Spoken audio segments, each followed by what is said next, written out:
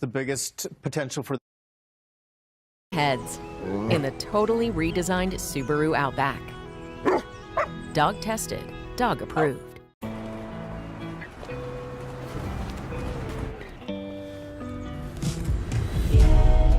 Savor a salted brown butter moment. That's Dawes. I strip with strangers. Breathe Right strips have spring-like bands that open your nose, instantly relieving nasal congestion, so every breath feels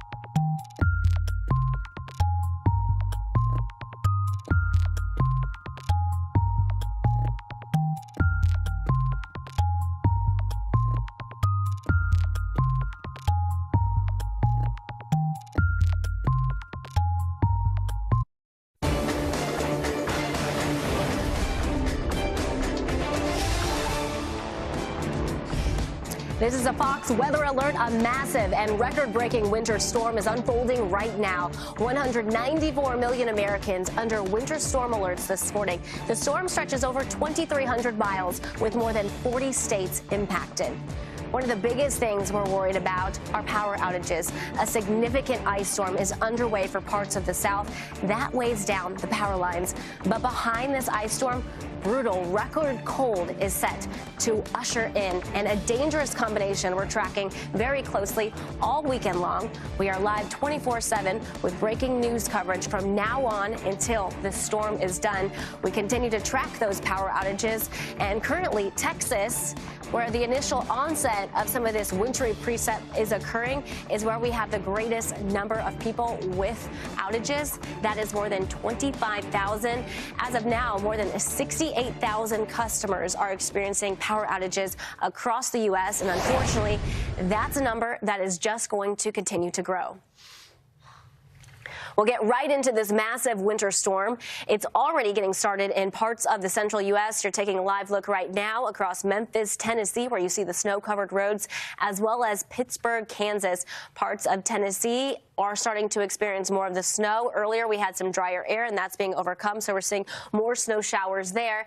And some of the highest totals reported so far in Little Rock, Arkansas, 6 inches of snow reported. The overall setup here is we have moisture that's coming out of the Pacific as well as from the Gulf of America, and this is going to mesh with this cold air that's coming down from the Arctic thanks to the strong area of high pressure. So this is setting the stage for snow and ice to continue to affect the plains. Meanwhile, we will have significant icing, one of our threats that we're really closely monitoring for you, and this is a wide footprint from Texas all the way to Virginia.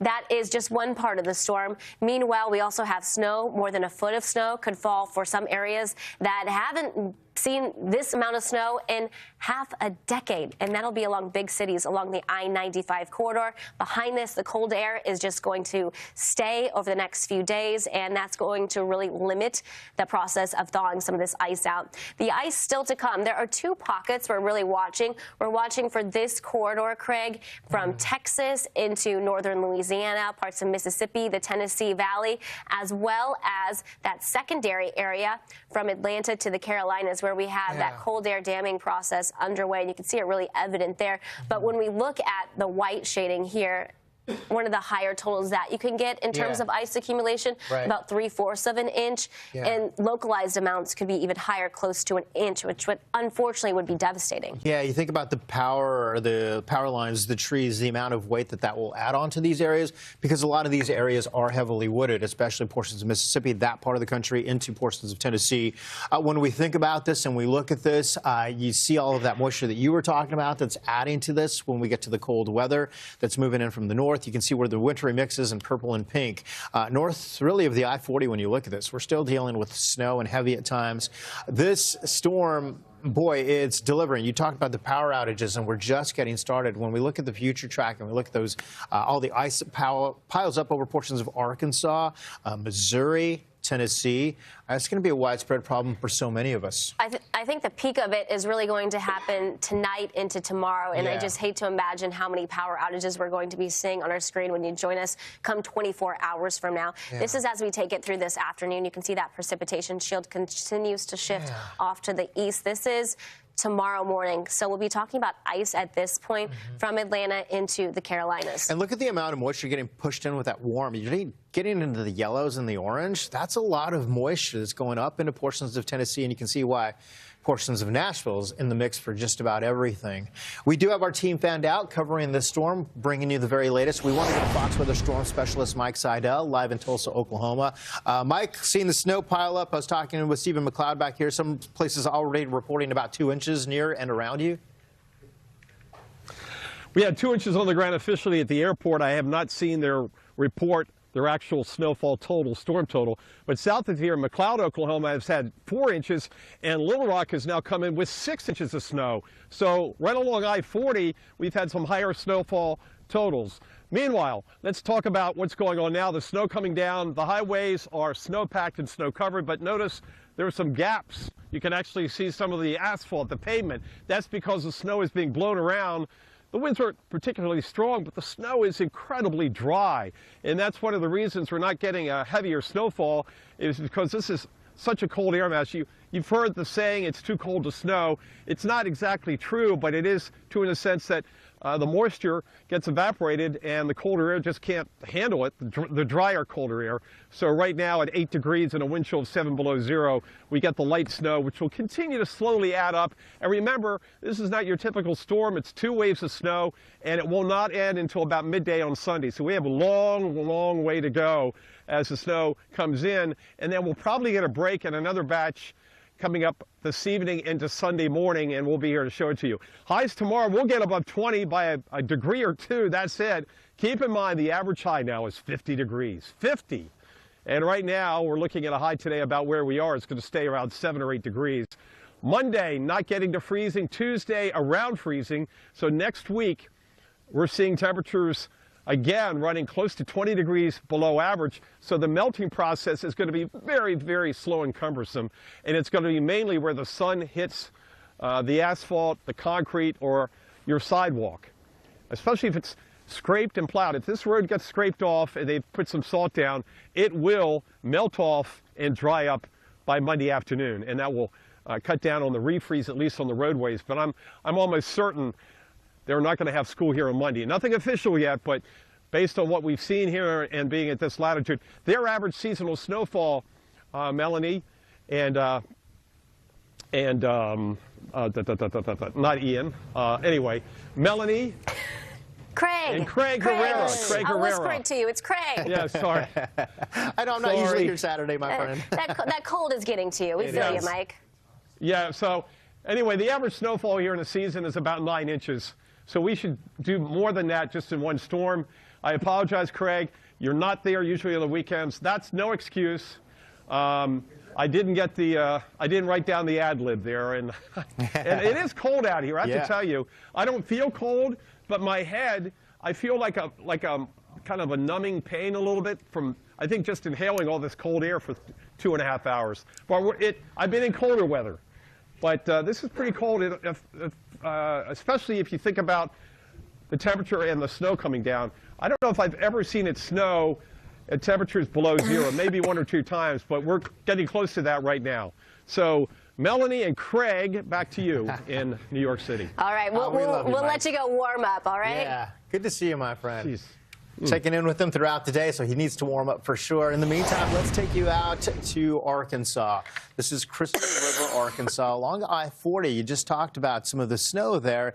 This interstate completely covered. There's not much in the way of time to clear a lot of these interstates quite as quickly, especially with the way some of the snowfall rates are intensifying. Now, the snow line has shifted a little farther south. We're seeing more impressive snowfall totals right along the I-40 and just a little bit south of I-40.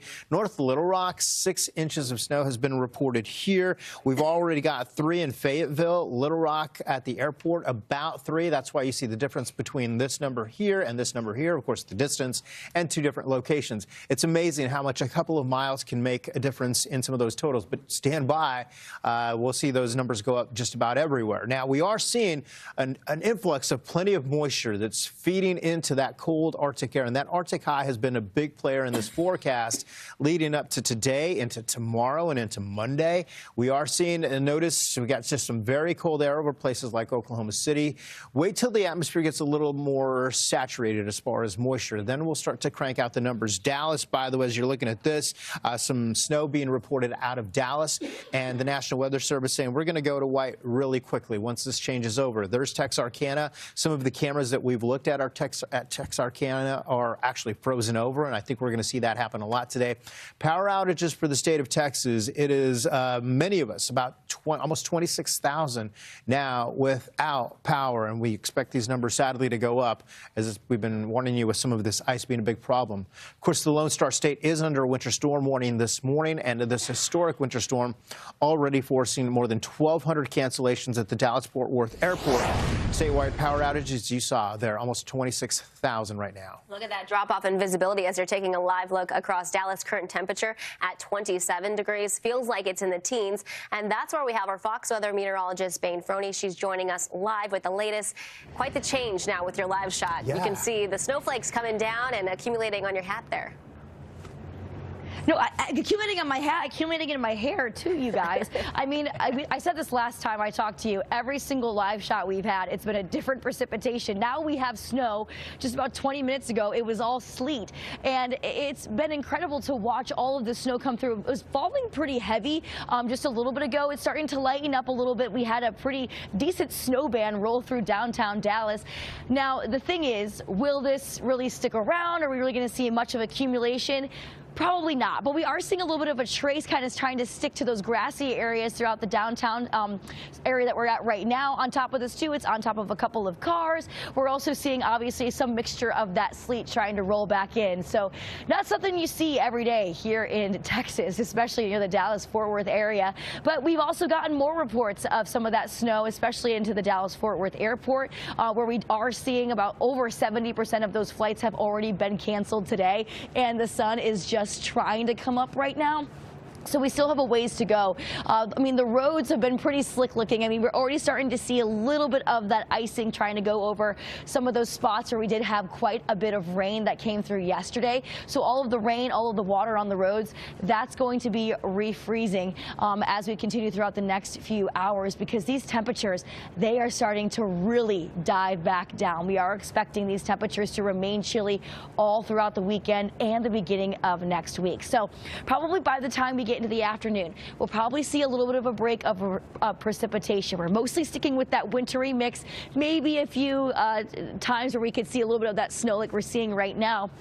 But it's going to be that wintry mix that we're most concerned about. It's going to be the ice impact, because still here in the Dallas-Fort Worth area, we could see a good quarter to a half an inch of ice accumulating on the roads, onto the power lines. I mean, we just mentioned how many areas or how many people are already out of power, and we're just starting off. I mean, the conditions are going to continue to get worse and worse as we continue throughout the next, 2 days, really, the next 48 hours. So as we continue throughout the next few days here, temperatures are dropping. I do want to mention Sunday, because even though the precipitation that we have right now, the wintry mix, it moves out by Sunday, continues to track towards the eastern part of the country. For us here in Dallas, for us here in Texas, the winds start to really pick up. Those temperatures remain chilly, and our wind chills, they are going to be intense. So any ice that we pick up on the roadways, as well as onto those power lines, could cause even more problems with those winds picking up, because we're going to be expecting branches to break off with some of those winds on Sunday, as well as some of those power lines possibly breaking too. So more power outages will definitely be a possibility. Those temperatures really don't start to warm back up until the end of the week, sometime on Wednesday and Thursday. Really not a good chance of any of that melting until then. So for now, we're watching these conditions. Things are starting to deteriorate a little bit more, and again, watching over some of those freezing roads as of right now. The snow is starting to lighten up a little bit, and it will not probably be continuing too much. We'll probably be more so into that wintry mix and that sleet potential, you guys. But of course, we're going to keep you updated here in downtown Dallas. A little bit of everything, and then we can't forget the cold air that's going to stick around behind that. Yeah, for at least a week. That's our Fox weather meteorologist, Bane Froney. Bane, thank you so much. We'll check back in just a bit. This massive winter storm will eventually make its way to the northeast this weekend. We have reporters and meteorologists posted up all over the region. We'll be breaking down what to expect for the northeast coming up after the break, so stay with us.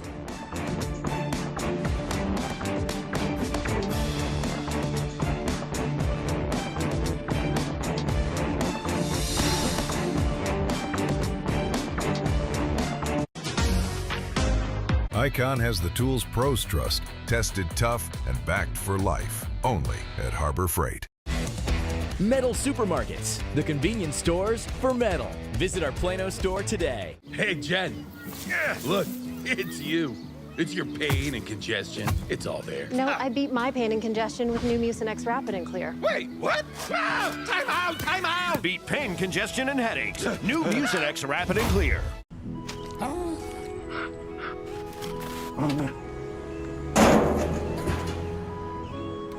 Turn heads in the totally redesigned Subaru Outback.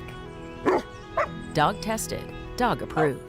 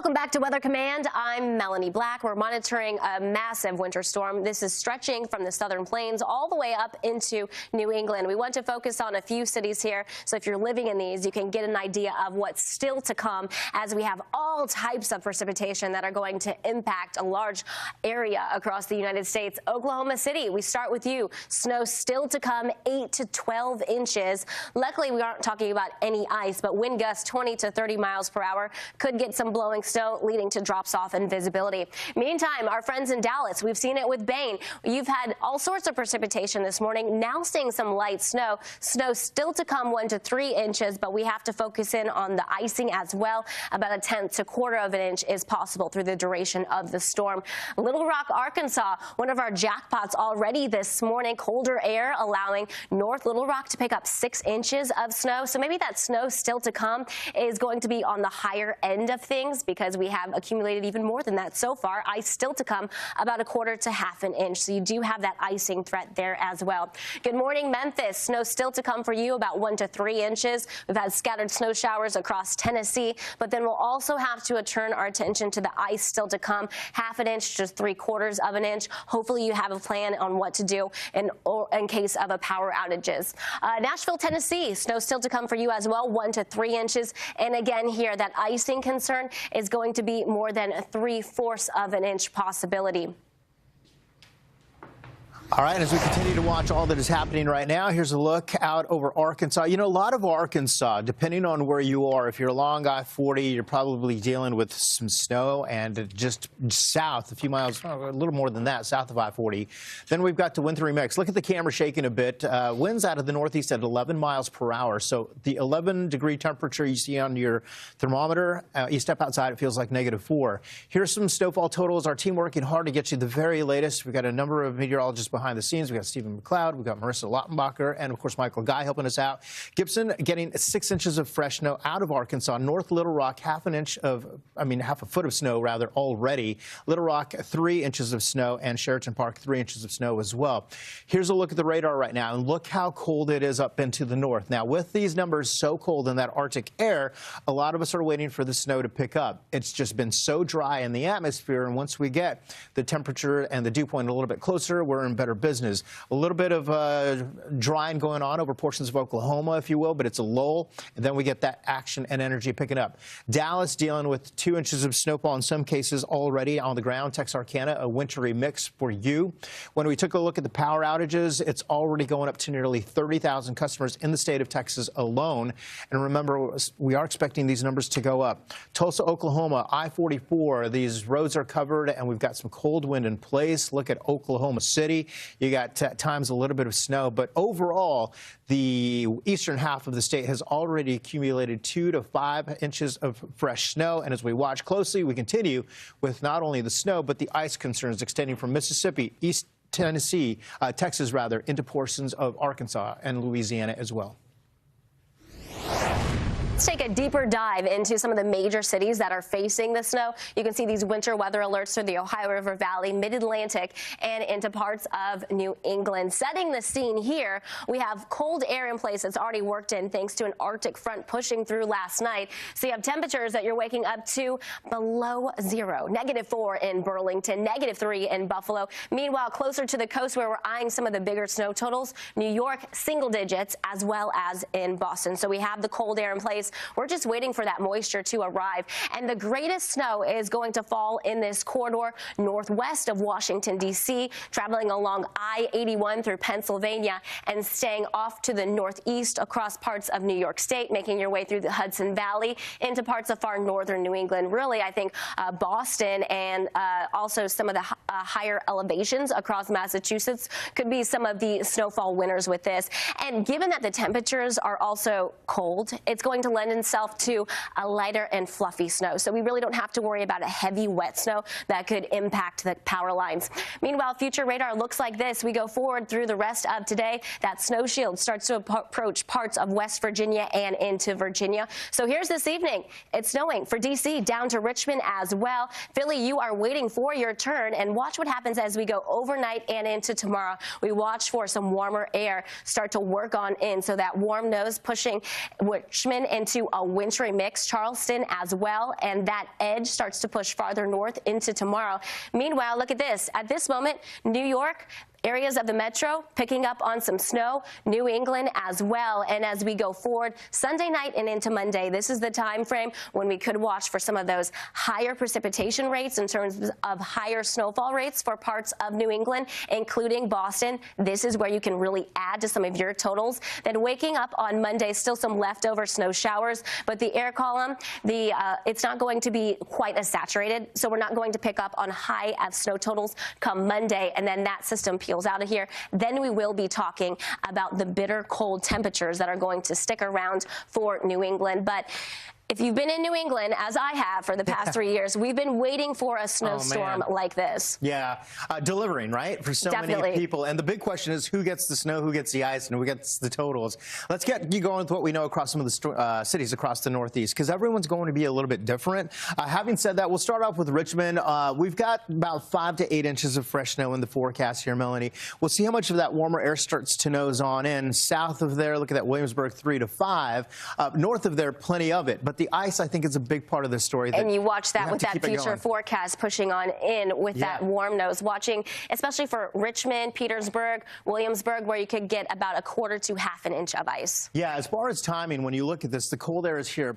Your timing is on the upper left-hand side of your screen. This evening, we are in it. This is 9 o'clock, and I did 9 o'clock specifically because then I go through about 6 o'clock tomorrow morning. That's several hours where we're dealing with snow, and then eventually we start to see the mixing here. And to your point earlier, when you have that ice on top of the snow, that just makes it even harder to push that snow out of the way with that freezing layer on top of it. And we keep with some of that wintry mix as we go through the rest of tomorrow. So it's pretty much a long duration event. That's the key, right? I think a lot of us are going to be dealing with long duration events all the way from the southern plains to the northeast, the southeast as well. Let's get you another city here as we take a look at the snowfall for Washington, D.C. Last year, not all that bad. We were above average. It's one of the few cities where we were across the northeast. Right. Here's our snowfall totals for places across D.C. and into Baltimore. We are thinking that Washington, D.C. and Baltimore, there might be a little bit more sleet mixing in. So our thinking has changed. Maybe those snow totals coming down than what we initially forecast. I think you're closer to that 6-inch total than the 12-inch, right? And look at the snow or the ice. Could be a problem here. A quarter of an inch to half an inch. Plus, you have some wind at times, and just a little bit of wind could is weigh all down it takes. on those power outages, power lines, and cause a few power outages. So going forward with our future forecast, Craig. Yeah.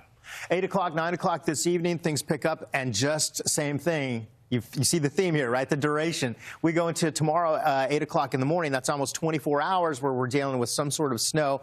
With these snowfall rates could be impressive at times before we make the switch over, because that nose of warm air is really moving a little farther north. There was a big discussion yesterday, but we're starting to see that. And you're seeing that with a lot of the local forecast discussions across that corridor. Meanwhile, in Philly, you've been below average. You have to go back to 2021, where you were above average. Snowfall forecast for Philly looks like this. Right now, we have it in the 8 to 12 range. Same story here, right? How much of that warm air do we get to Philly? Are we closer to the 8-inch total? Regardless, I think it's something that is going to have huge impacts. Doesn't matter if you get 8 inches or 12. At that point, yeah, you have a lot of snow. It still has to be cleared from the roads. Right? Yeah. And then the ice is a concern here. 1/10 of an inch of ice. Those roads that you talked about, you have a lot of hills here, a lot of trees here, very wooded area, and those trees will start to see some of that accumulate on some of those branches as far as the ice.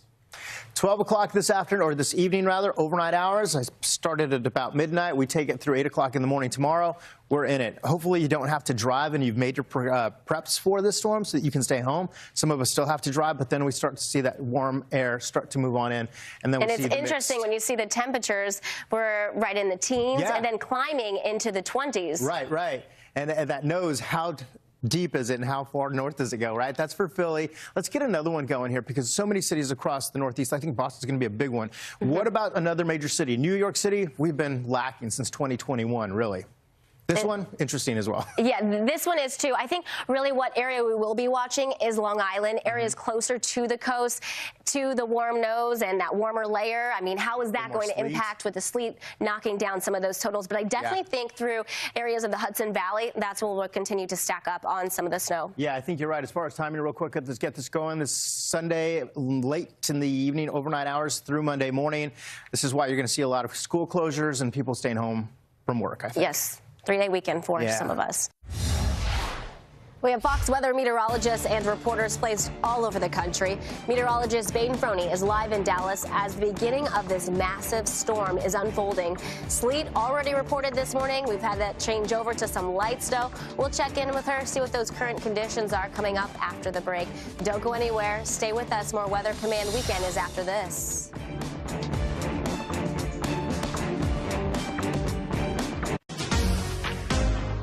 Hercules 20-volt brushless power tools are as good as the best for a whole lot less, only at Harbor Freight.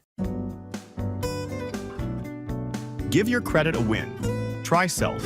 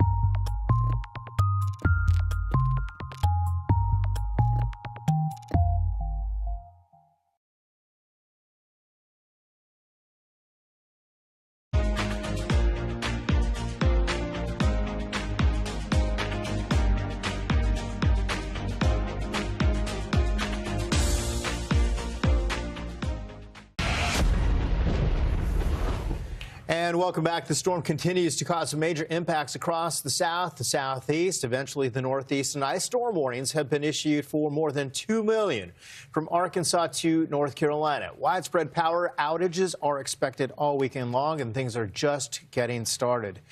We continue to watch all of this and all that's been going on, and our team is fanned out all across the country watching this with you as well.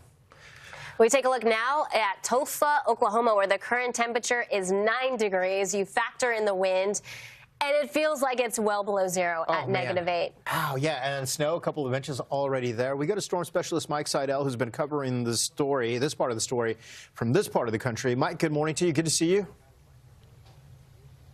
Good to see you, Craig and Melanie. Here in a very frigid Tulsa this morning. Temperature holding at 8 degrees. The wind chill 7 below zero. And keep in mind, this is where it's going to stay all day long, and the average high is 50. So 42 degrees warmer is a typical late January day here in Tulsa. So that's how extreme it is. By the way, I checked the coldest high temperature they've had since the late 1800s. I couldn't believe it, 2 degrees. Now, we're not going to set the record because the high temperature was at midnight. That was up in the teens. But still, it's just bitterly cold. Many businesses are not opening today. We've got the Waffle House open. We've got gas stations open. We'll keep an eye across the street on the old Golden Corral. We've got a big shopping center behind me, all kinds of restaurants, you know, Starbucks, Panda Express. We'll see if anything opens today. And I'm also checking out the Home Depot over there where I can't see their parking lot, but a lot of things are just saying we're not even going to open because of the road situation, how bitter cold it is. Now, granted, we're not going to get snowfall at 1 inch an hour here today. It's barely snowing right now. You can see on the current radar we have some snow to the south, a band to the south down towards I-40, and another little batch up to the north, but nothing much to the south and west. Oklahoma City's had a couple of inches of snow. Over in Little Rock, the highest total I've seen so far in this part of the world, 6 inches. And Tulsa Airport and the Weather Service had 2 inches on the ground at 7 a.m. Eastern, 6 Central. I don't know if that's the storm total or what was on the ground, but it's going to be right around 2 inches. You can see the roadways. Some of them you can see some of the issues out here on the roadways. If we can pan over there, you can see some asphalt, some concrete, but there's still a lot of snow and ice out there, and it's not going to melt today, even with daylight, because it's that cold. It's not like it's 28 or 30 degrees, so you got to slow down, give yourself some extra distance. I've seen the plows go around, and they have plowed this road this morning, but there's not a whole lot to plow, and it's really hard to measure. You can see even down here on the ground, you can see the grass, the blades of grass poking through the snow, letting us know that it really hasn't snowed that much, or it's been blown away, like over here in the parking lot. Notice concrete, and then over there, snow. So it just depends how the wind has blown around this kind of pixie dust snowfall here in Tulsa. We're still looking for a storm total of up to 1 foot of snow. The all-time storm record here is 14.0. We've got a long way to go. This is not your typical storm, coming in 2 batches, and by midday tomorrow it will end. We'll see if we can get to 14.0. It's going to snow, not for 6 or 8 hours, but on and off right on through midday tomorrow. So we'll keep you updated. We'll be here for a while today and back on the air tomorrow. Let's go to Dallas, where the temperature at DFW, Bain, has fallen from 33 down to 23 in about 2.5 hours. And that has caused a change in what's falling out of the sky. Do tell what you got there at DFW. Hey there, Mike. Just a little bit ago, we had snow. Now we are back to the sleet, okay? So we're going to see this kind of wintry mix continuing on for quite some time. But, I mean, looking here, this is the proof that we did have snow here in Dallas just a little bit ago. It's not a ton. It's a very light trace, and it probably won't be sticking around for too much longer as we continue to see the mixture between sleet and freezing rain. And, I mean, right now we are seeing some of that lighter precipitation. Again, it is sleet and a little bit of a wintry mixture as it starts to come through. But you'll notice this here on the roadways, you can see that they're pretty slick. Now, a lot of this is from the rain that we got yesterday. But like you said there, Mike, I mean, the temperatures, we're heading into the 20s, all right? So all of this water that's on the road, it's eventually going to be freezing over in the coming hours, and this is going to cause some serious, dangerous conditions. Now, I will say this, the one good thing about having the sleet is that it's not freezing rain. It's a little bit better than that, because when you have freezing rain, it's rain that immediately freezes on impact, causing some serious icy conditions. Sleet is just slightly better, but it does cause some serious problems on the roadways. So we're going to continue to monitor exactly what kind of precip we end up getting here in downtown Dallas. But I mean, even looking a ways away into the downtown area, you can still see some of that snow on the grassier spots that have kind of accumulated a little bit. It's a very, very light amount of snow, but we will be watching out for more of those snow bands as we continue to move throughout the next few hours. But I do want to mention to you guys, obviously power outages, they are a major concern here in Texas. Already we're getting close to 30,000 folks that are out of power already, and I mean, the conditions are going to continue to get worse and worse as we move throughout the next few hours, the next day or so as well. But of course, Governor Greg Abbott was briefing the media and explained that they are ready for this. Take a listen. The ERCOT grid has never been stronger, never been more prepared, and is fully capable of handling this winter storm. There is no expectation whatsoever that there's going to be any loss of power from the power grid. And you guys, I wanted to show off my little whiteboard again. I love this thing because you know what? All of this precip is just completely frozen onto it right now. I mean, this was a little bit of a combo of the sleet, of the freezing rain we got, maybe a little bit of snow on this as well. So it's been really interesting to see all of this precip falling and changing over the past few hours. I do want to point out, you don't really see a whole lot of folks on the road. Maybe a couple of cars driving in and out, trying to get out of here or get to businesses and get to some of those stores before the roads get really, really bad. But we are expecting, again, those conditions to really get a lot worse as we continue to move throughout the next few hours. But the one thing is, too, you guys, no matter what falls here, freezing rain, sleet, the snow, as we move throughout the rest of the weekend into the beginning of next week, whatever falls is sticking around because the temperatures are going to be so frigid for quite some time. I mean, we're expecting temps to be in the teens to start off the work week. So we'll have to watch out for that as well. This is going to be a days-long event here in Dallas-Fort Worth, Texas. I'll send it back to you guys. Bane, I will say it is good to see, as you pointed out, that there aren't people really traveling behind you, as that we see an empty road. For sure. Ben Ferroni out of Dallas. We'll continue to check in with you throughout the day. Thank you, my friend. Our team is fanned out all across the country as we continue with extended coverage here at Fox, whether your hurricane or your Winter Storm HQ, rather. The storm moving across the southeast having big impacts. We've got this ice storm warnings that have been issued for more than 2 million people. This is from Arkansas to North Carolina. And these are spots that could see 3/4 of an inch to an inch of ice. Widespread power outages are expected all weekend long. And things are just getting started. Let's get you going with the radar right now. And a couple of things to point out. Number one, you can see where the freezing line is, where we've got the snow to the north. A good chunk of Tennessee, especially West Tennessee into Middle Tennessee, dealing with some snow. Take that back along portions of I-40, which cuts through Memphis, Little Rock, and places north. South of there, you got the changeover. You got freezing rain. Knoxville, good morning to you. Checking in with the Hunt family. They've checked in on social. You look at that little icon there. It's 29, and we're seeing some sleet reported out of Knoxville as well this morning. Atlanta at 45. Taking a look at this, Melanie, here's the I-40 corridor. A big cutoff, and the snow line has moved a little farther south than it was looking like, and that's why we're seeing some impressive snowfall totals. North Little Rock, 6 inches. Downtown has been dealing with a little bit less than that, but we have some freezing rain in spots as well. Now, here's a look at I-40 Memphis. When you take a look at this, this is looking west out toward Arkansas. We were watching this earlier, Melanie. I was like, is this closed? Because it looks scary. But then we saw some semis moving through. But relatively closed. Not many people traveling that. And heeding officials' advice and staying home. Yeah. This, as we watch the chance for some freezing rain and some sleet to start to add up. Here's the big concern. I'm worried about this as well. The ice storm warning that includes a good chunk of northwestern Alabama into portions of even Louisiana, and then here through northern Georgia, western portions of South Carolina, North Carolina, and even into East Tennessee. And that first point, right where we're zooming in from Monroe into Savannah, this is where spots could pick up about 3/4 of an inch, maybe even some localized amounts up to an inch of ice. So that would just be devastating. And if you're waking up this morning, you still have the time and you haven't prepped, our word of advice, make sure you can prep some things to keep you and your family safe. Make sure you have extra batteries, you have things charged, extra blankets ready to go, just in case of an extended power outage. Yeah, that ice forecast, you see that on the other side of the Appalachians as well. Cold air damming, a big concern here. That cutting back on the snowfall totals, but the ice is going to be a concern for potential outages. And then the cold weather behind that, to your point, would be a big concern for a lot of these communities.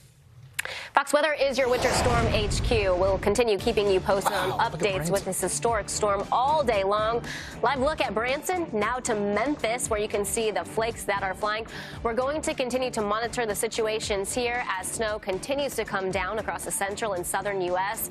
The ice threat is also becoming a concern as the morning rolls on.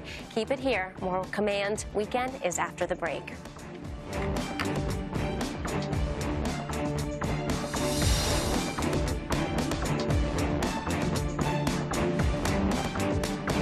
This is not a blizzard. I don't know what is, guys.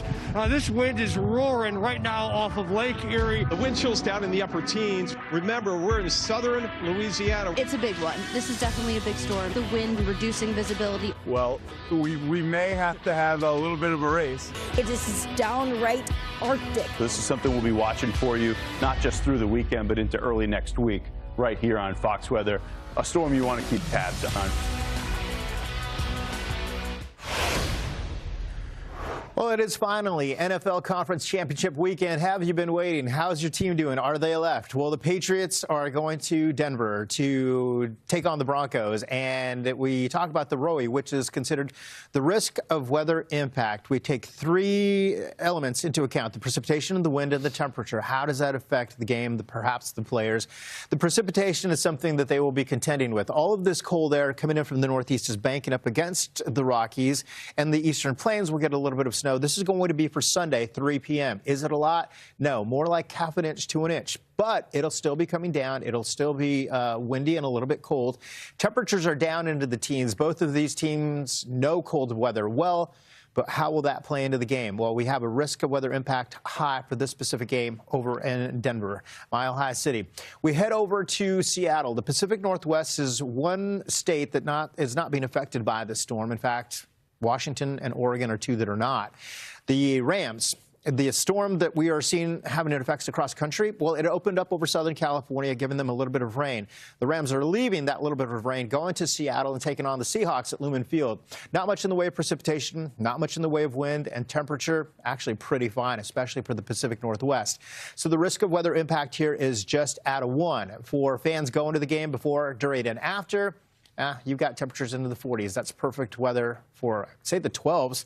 Those are the fans for the Seahawks, but of course the Rams travel well as well. By the way, just some fun facts for you. The coldest game ever was the 1967 NFL Championship with the Cowboys and the Packers. It was called the Ice Bowl. Get this, the temperature, 13 below. And the snowiest game ever, do you remember 2017? It was the Snow Bowl. It was the Colts and the Bills. They had 16 inches of snow around Orchard Park. 8 to 9 of that fell during that game. Quite a game for that. All right, so best of luck to all the teams. Get ready for the big game of all of them into February. We'll see who makes it to the big dance. Take care. Let's talk about winter precipitation. You get rain, freezing rain, sleet, and snow. So let's talk about how each is formed. All precipitation usually begins as snow at the top of the atmosphere. As it falls on down, as long as the entire atmosphere is about 32 degrees or cooler, it will remain snow when it hits the ground. Sleet happens when the snowflakes melt, turns into a raindrop, and then refreezes with a very cold atmosphere at the bottom layer. Freezing rain, it's a little bit different. We've got warm air on top of a very shallow layer of cold air. That rain falls through that shallow cold layer as it hits the ground as liquid, but then freezes on contact. If the entire column of air is above freezing from the surface all the way to the top of the troposphere, well, that's just plain old rain. Small temperature changes in the profile of the air can lead to huge differences in what type of precipitation you see. We're your Winter Storm HQ, Fox Weather, for all seasons, for all America. Welcome back to Weather Command Weekend. One major factor that's fueling this nationwide storm is a major outbreak of Arctic air. You can already see the Arkansas DOT camera covered in snow. Life-threatening cold will continue to affect tens of millions and will dominate the weather pattern all weekend long.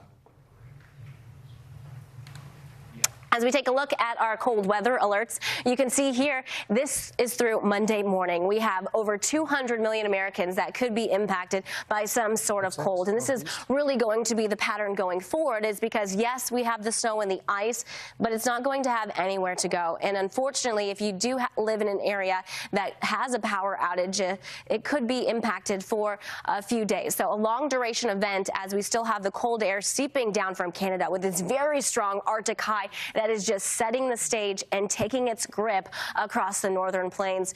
We have these extreme cold warnings that run through tomorrow morning. Wind chills as low as -60 possible in the upper plains, with that Arctic air already seeping in this morning for parts of the northeast following the entrance of an Arctic front. Wind chills as low as -40 possible for far northern New England, but even feeling like it's below zero for parts of southern New England. Here's a look at your temperature and wind chill as of right now. Look at that. New York City feels like -7 degrees. Feels like it's -13 in Boston, -21 in Burlington. Our current temperature showing that even all the way down to the south and parts of the southern central plains, we have temperatures that are dipping down into the teens and 20s. So that surge of the cold air is what's bringing some of the wintry precipitation impacts across parts of the south and leading to some of those issues. days. Meanwhile, even parts of Little Rock and Arkansas, Oklahoma City, it feels like it's below zero in those spots. Oklahoma City feels like it's -13 when you factor in that gusty wind. And as we look at what's still to come over the next couple of days, Craig, we have to look at the overall setup that we have going on. That's what's really fueling what's going to happen. No kidding. When we talk about copious amounts of moisture, here's the reason why, right? We have this area of low pressure finally starting to open up. It was a closed low, right, Melanie? It starts to move across the south, and then the dip to the jet and the to the north, finally starting to merge or morph. And with this energy in place, all of it coming together is the perfect setup for us. We'll watch also to see where the area of low pressure starts to develop just off of the coast. And this is going to be a big player as to who gets the snow along the I-95 corridor. Highest confidence for 12 inches of snow or better. Your old stomping grounds, places like Boston, the Northeast, they could be getting the big numbers here. Yeah, so parts of Massachusetts are going to have some ocean enhancement as well as some orographic lift that's going to contribute and allow those snow totals to stack up. And yeah, we've got these winter storm warnings that extend all the way through southern New England right now. The winter storm watch, it's just a matter of time before you're in it, and then that'll change over to this color, and we have winter storm warning in place. Now, what about the latest trends showing the bullseye? A lot of those heavier snow for this since the beginning has been across the northern tier, especially northeast interior and New England. Still seems to be the case for us. And a little bit farther inland, too. That warm nose is going to add in a little bit of sleet, so maybe cutting down on some of our snow totals that are closer to the coast. I know we have that for Philly, Baltimore. We are bringing down our snow totals just a bit this morning. Do you know what I love about this map when we're looking at this? You can see just how far the cold air extends. So look out over the Atlantic. Those streamers, they almost look like snow squalls, if you will. That's how far out the cold air is. Goes all the way down to the south. The cold air's in place. Then we get the moisture, and boom, we're in business. Saturday evening, we start to see it across the mid-Atlantic and overnight into the tri-state area, and then starts to move north. And this is picking up tomorrow morning while some of us are waking up. We have snow showers across New York, and then that will continue to push farther north in terms of our precipitation shield. So you're pretty much all in snow for northern New England, but what do you see down to the south? That's when that warm air starts to work on in, transitioning this to a wintry mix for our friends down in Richmond, Washington, and Philly. And here, too, same story. Behind it is the cold air. Look at that dry northeasterly wind coming in, say, Monday morning, Tuesday, Wednesday. So as far as getting back to work on Monday, many of you hopefully don't have to do it or can work from home. The kids, I'm sure we're going to see widespread. I'm sure we'll see more school closures, right? Yeah, absolutely. And the cold air doesn't really leave. I mean, look, I showed you this in the beginning. Melanie, we still have the cold air over the Atlantic. That's how far it is Tuesday afternoon. So really, there's no real relief from the colder air. Could we use this moisture? Absolutely. Definitely. This is going back to 2021. We are way behind with our snowfall totals. And I think the good part about areas of the Northeast, it's a lighter, fluffy snow, so a little bit easier to move rather than the wet, compact snow. Yeah, absolutely. This is going to help out. Plan on a messy couple of days right into the start of the week. And, of course, with this being said, we're asking you to send us your photos. If you're looking at snow, ice, sleet, whatever it is, we want to see it, and we want to see the ground truth. Scan the QR code on your screen right now or visit foxweather.com/connect. That's foxweather.com/connect. We'll share your photos with all of America next. Keep it right here. More Fox Weather Command Weekend after this.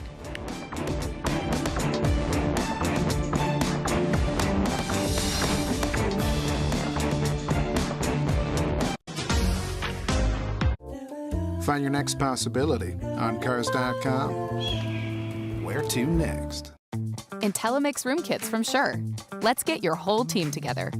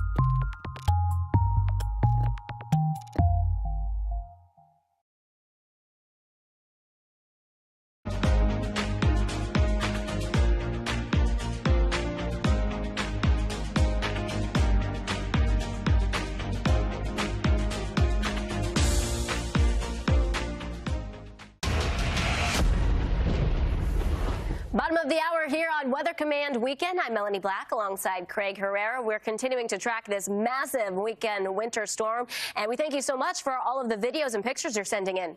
Yeah, taking a look at this one coming in from Janice from Duncanville, Texas. Thank you for sharing this. I made the call and you responded. Thank you. Here's another one from Chris in Jonesboro, Arkansas. Man. Oh, look at the dog already getting out to enjoy stole that my heart snow. with the dog, and Quite a then bit there's of the snow, there. it looks like there. Yeah. How about this one coming in from Yukon and Benson C. Thanks for sending this one in. Man, all of these images look very similar, right? Look at Decatur, Arkansas, Betsy Smith. Your roads are covered, the neighborhood nice and quiet. Then we head to Jackson, Tennessee. Thanks, Chris, for sending this one in. Look at that. You can really see how much snow accumulated when you look at that on the table and even on the stairs. Man, yeah, exactly. This coming in from Searcy, Arkansas. Edwin, thanks for sending that. And please be careful going down those stairs. I think that's the story for many of us. This is the snow coming down in Fort Worth. Look at that. You can see some big flakes there. Yeah, Victor, thank you for sharing that one. Over to Joplin, Missouri. Kyle, thank you for sending this in. I mean, you look at all of these, and so many of these are just areas that are covered with snow. And this one is the sun's coming up, rather. Rochester, New York, getting ready for a big storm here. Man, you guys have really answered the call. Yeah, so we thank you for that. It provides sort of a ground truth for us to give us an idea of just how much is accumulating across the country. Yeah, if you see it, share it. Scan the QR code on your screen. You can upload your photos and pictures there, or you can also go to foxweather.com/connect. And as we look at the overall setup for this winter storm, we already have the snow and ice that's been hitting the plains this morning, Craig. Significant ice is what we're really monitoring. It's this long corridor from Texas all the way up into Virginia. And that's the concern, right, when you think about places like Arkansas, south of I-40, Arkansas and through Tennessee, middle and east Tennessee as well. And I do worry about our friends and our families and neighbors out in northwestern Mississippi, because I think we could see, to your point, a lot of ice, maybe 3/4 of an inch to an inch in some cases, and cold air behind it. So please be ready, because we're going to have widespread power outages. We can't stress that enough, because we do have the impacts in terms of the power outages, but we're really going to continue to feel it into next week. Yeah. Temperatures really through the end of the month. I'm looking at some of the long-range predictions. We're keeping the cold around in the same area from the plains to the East Coast. Yeah, and with that being said, you know, we look at this massive storm. We have some watches and alerts from New Mexico to New England, and here's where we've got all of the energy. Warmer air starts to move on in, and we're talking about copious amounts of moisture. Remember, this was some energy that originated off the Pacific, so you're dealing with Pacific moisture,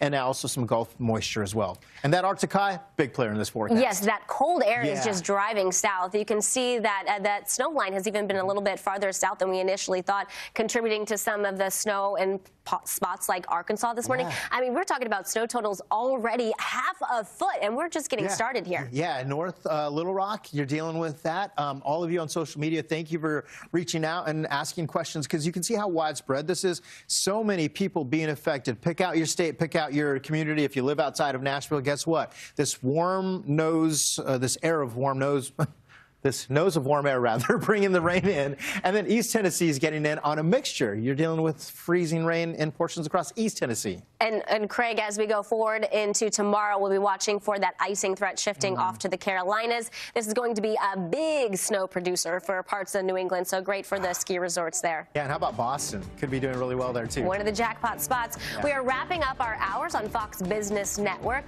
Maria Bartiromo's Wall Street is next.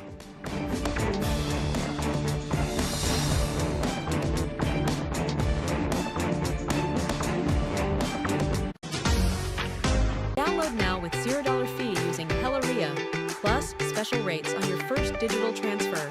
Allergies got you trying every trick? Zyrtec works fast and lasts 24 hours, so you can Z's the day.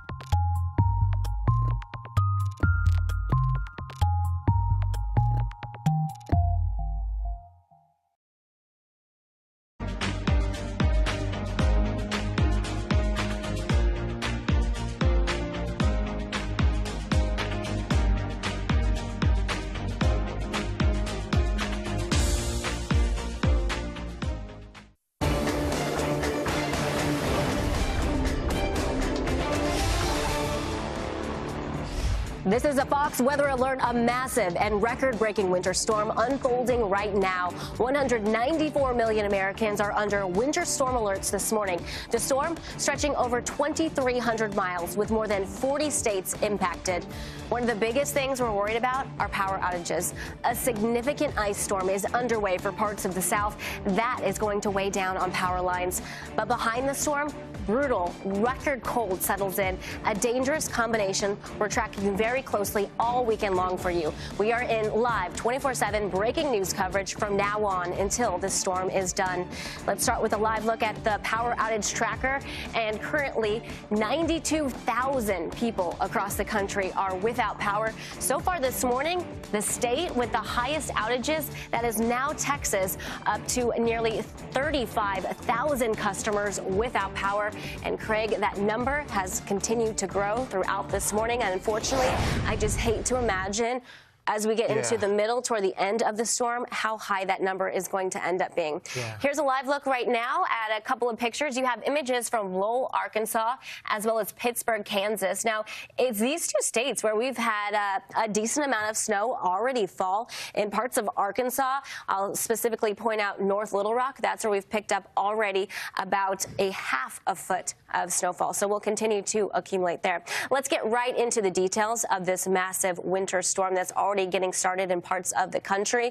Snow and ice hitting the plains now, and the icing threat is what we'll really continue to monitor. It's going to cover a wide stretch of the United States from Texas all the way to Virginia, and this unfortunately could lead to widespread power outages, something we'll continue to stay on top of for you.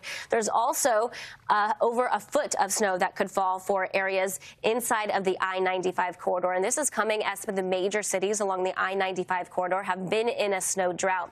We'll take a look right now at our live radar, and you can see there has been a little bit of everything so far this morning. The cold air has gone a little bit farther south than we had initially thought, allowing for some more of those snow totals to accumulate across Arkansas.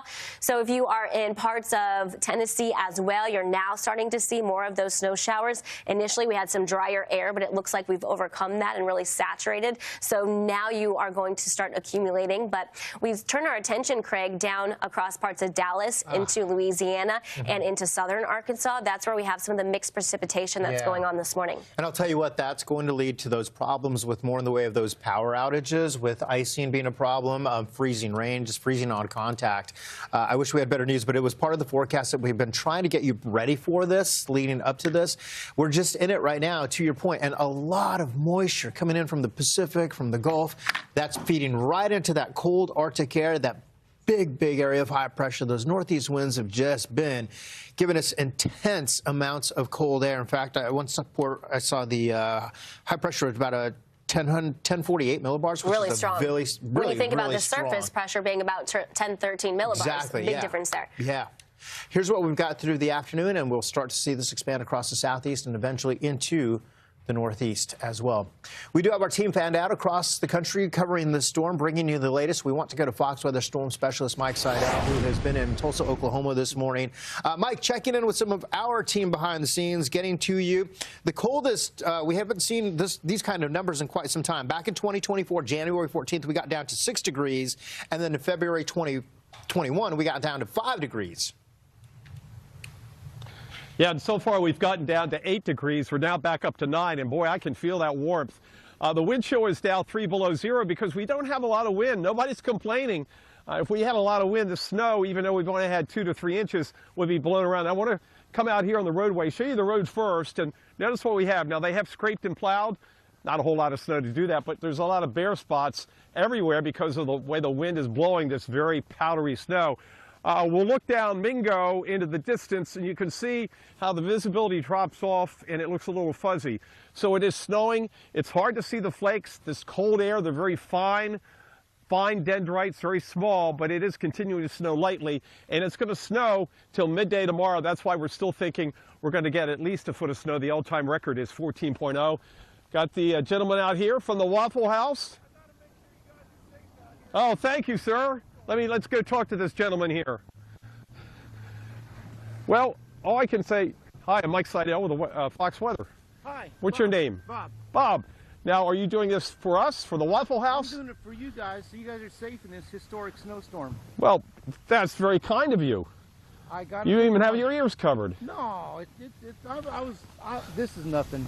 Really? Yeah. It's pretty cold for Tulsa. So, for Tulsa it is. I'm from Colorado. Well, there you go. Well, Bob, and you know the thing about this snow, it's easy to shovel because it's powder. It's a powder. It's not backbreaking. Right. Okay, well. But I want to make sure you guys are safe as you've got someplace good to stand on Well, while you're doing your report. we really appreciate that. Thanks so much. So I'm only here to help. Nice to meet you. Good to meet you, Okay, too. take care. And also some clearing over in the shopping center. Well, it's hard to see them now. A couple of bobcats over there at the big shopping center. So we're getting some cleanup here. Again, not a huge cleanup because we haven't had a lot of snow, but it's going to come and add up right on through midday tomorrow. As temperatures stay cold, even next week, highs, if they get above freezing each day, just for an hour or so. So that's how we stand here in Tulsa. Let's go back now to New York City, back to Melanie and Craig. What a nice gentleman. We need to get him some earmuffs and some gloves, though. Yeah, and I'll tell you what, Mike, if the Waffle House ever closes, we're in trouble. We can buy him a Waffle House breakfast. How about that? I love that idea. We'll send you on break right now. Yeah. We hear that's your favorite restaurant? It is in a situation like this. Yes. I think it's everyone's favorite because restaurant. it's the only restaurant open. Yeah. Exactly. You know, they're almost always open. And I can tell you real quickly, the Waffle House, they have a war room with this storm, and they've got everybody fanned out, especially where there's going to be an ice storm and power outages, so they can get the power back on with portable generators and feed the public. So they're really ramped up, and it's a very tough forecast. It's not as easy as covering a hurricane where we know it's going to be a swath. This is many, many states and many, many restaurants. Well, that's great to hear that they're helping people out. That's our Fox Weather storm specialist, Mike Seidel in Tulsa, Oklahoma. We'll check back in with you shortly. All right, let's head over to Arkansas. Crystal River in Arkansas. Portions of I-40 have been covered with snow, and this is just one of them. I-40 is a good stretch of it, is going to be covered in snow. Cars, those big rigs, big semis moving slowly, and with some of the snow coming down, it is tough to keep up with keeping those clean. I mean, it's intense in some spots. We want to talk about what's been going on across Arkansas. Arkansas, good morning to you. If you are watching this morning, portions across North Arkansas have already collected half a foot of snow, including North Little Rock. I mean, half a foot of snow already, 6 inches. Incredible, right? And the snow line has drifted a little farther south. The cold air was in place, got saturated, and boom, we have been in business cranking out the snow. When you look at the big map here, look how cold it is. Springfield has been sitting at 4 degrees, Wichita 2 degrees, Pueblo, Colorado even. You've got the cold wind in place. And then when we watch this, Melanie, you're starting to see, a couple of you are waiting. You had some snow, but it's going to pick up again. You just heard Mike talking about, another round, if you will, a bit of drying right behind that. Dallas, we've had about 2 inches reported out of Dallas. Over to the north suburbs, same story. You see the mixing in Texarkana, where a lot of the cameras that we've been looking at here behind the scenes are actually frozen over. Bad news out there, right? When we talk about what's been going on with the power outages for Texas specifically, now we are up to about 36,000 customers without power in the state of Texas.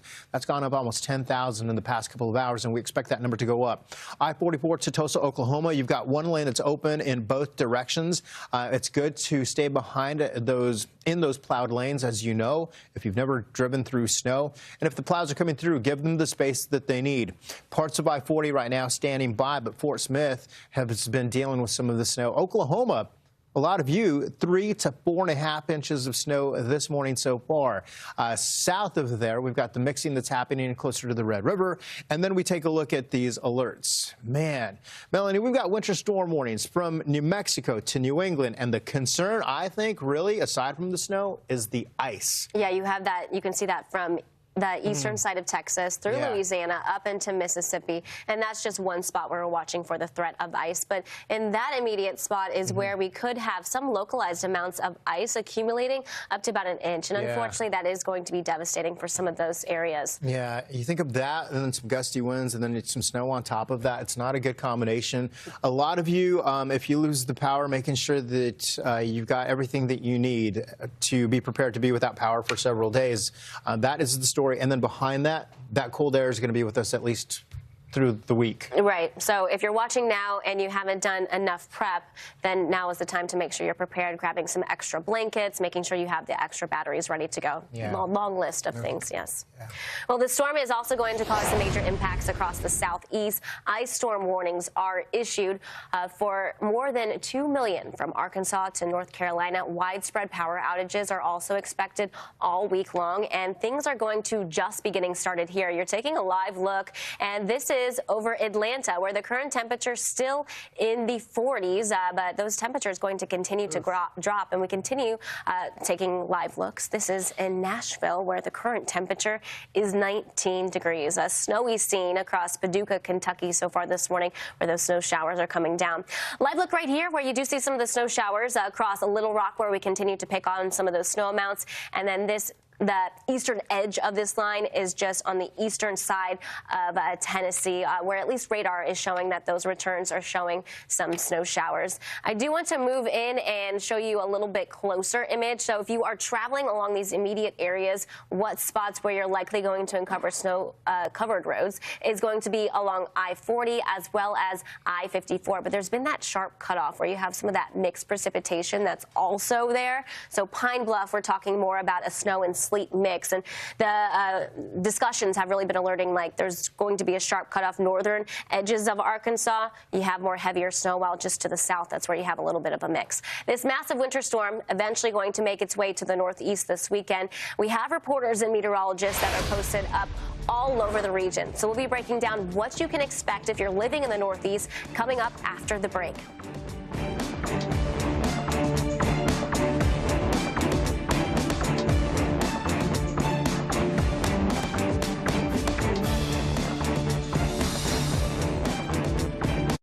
Here we go again.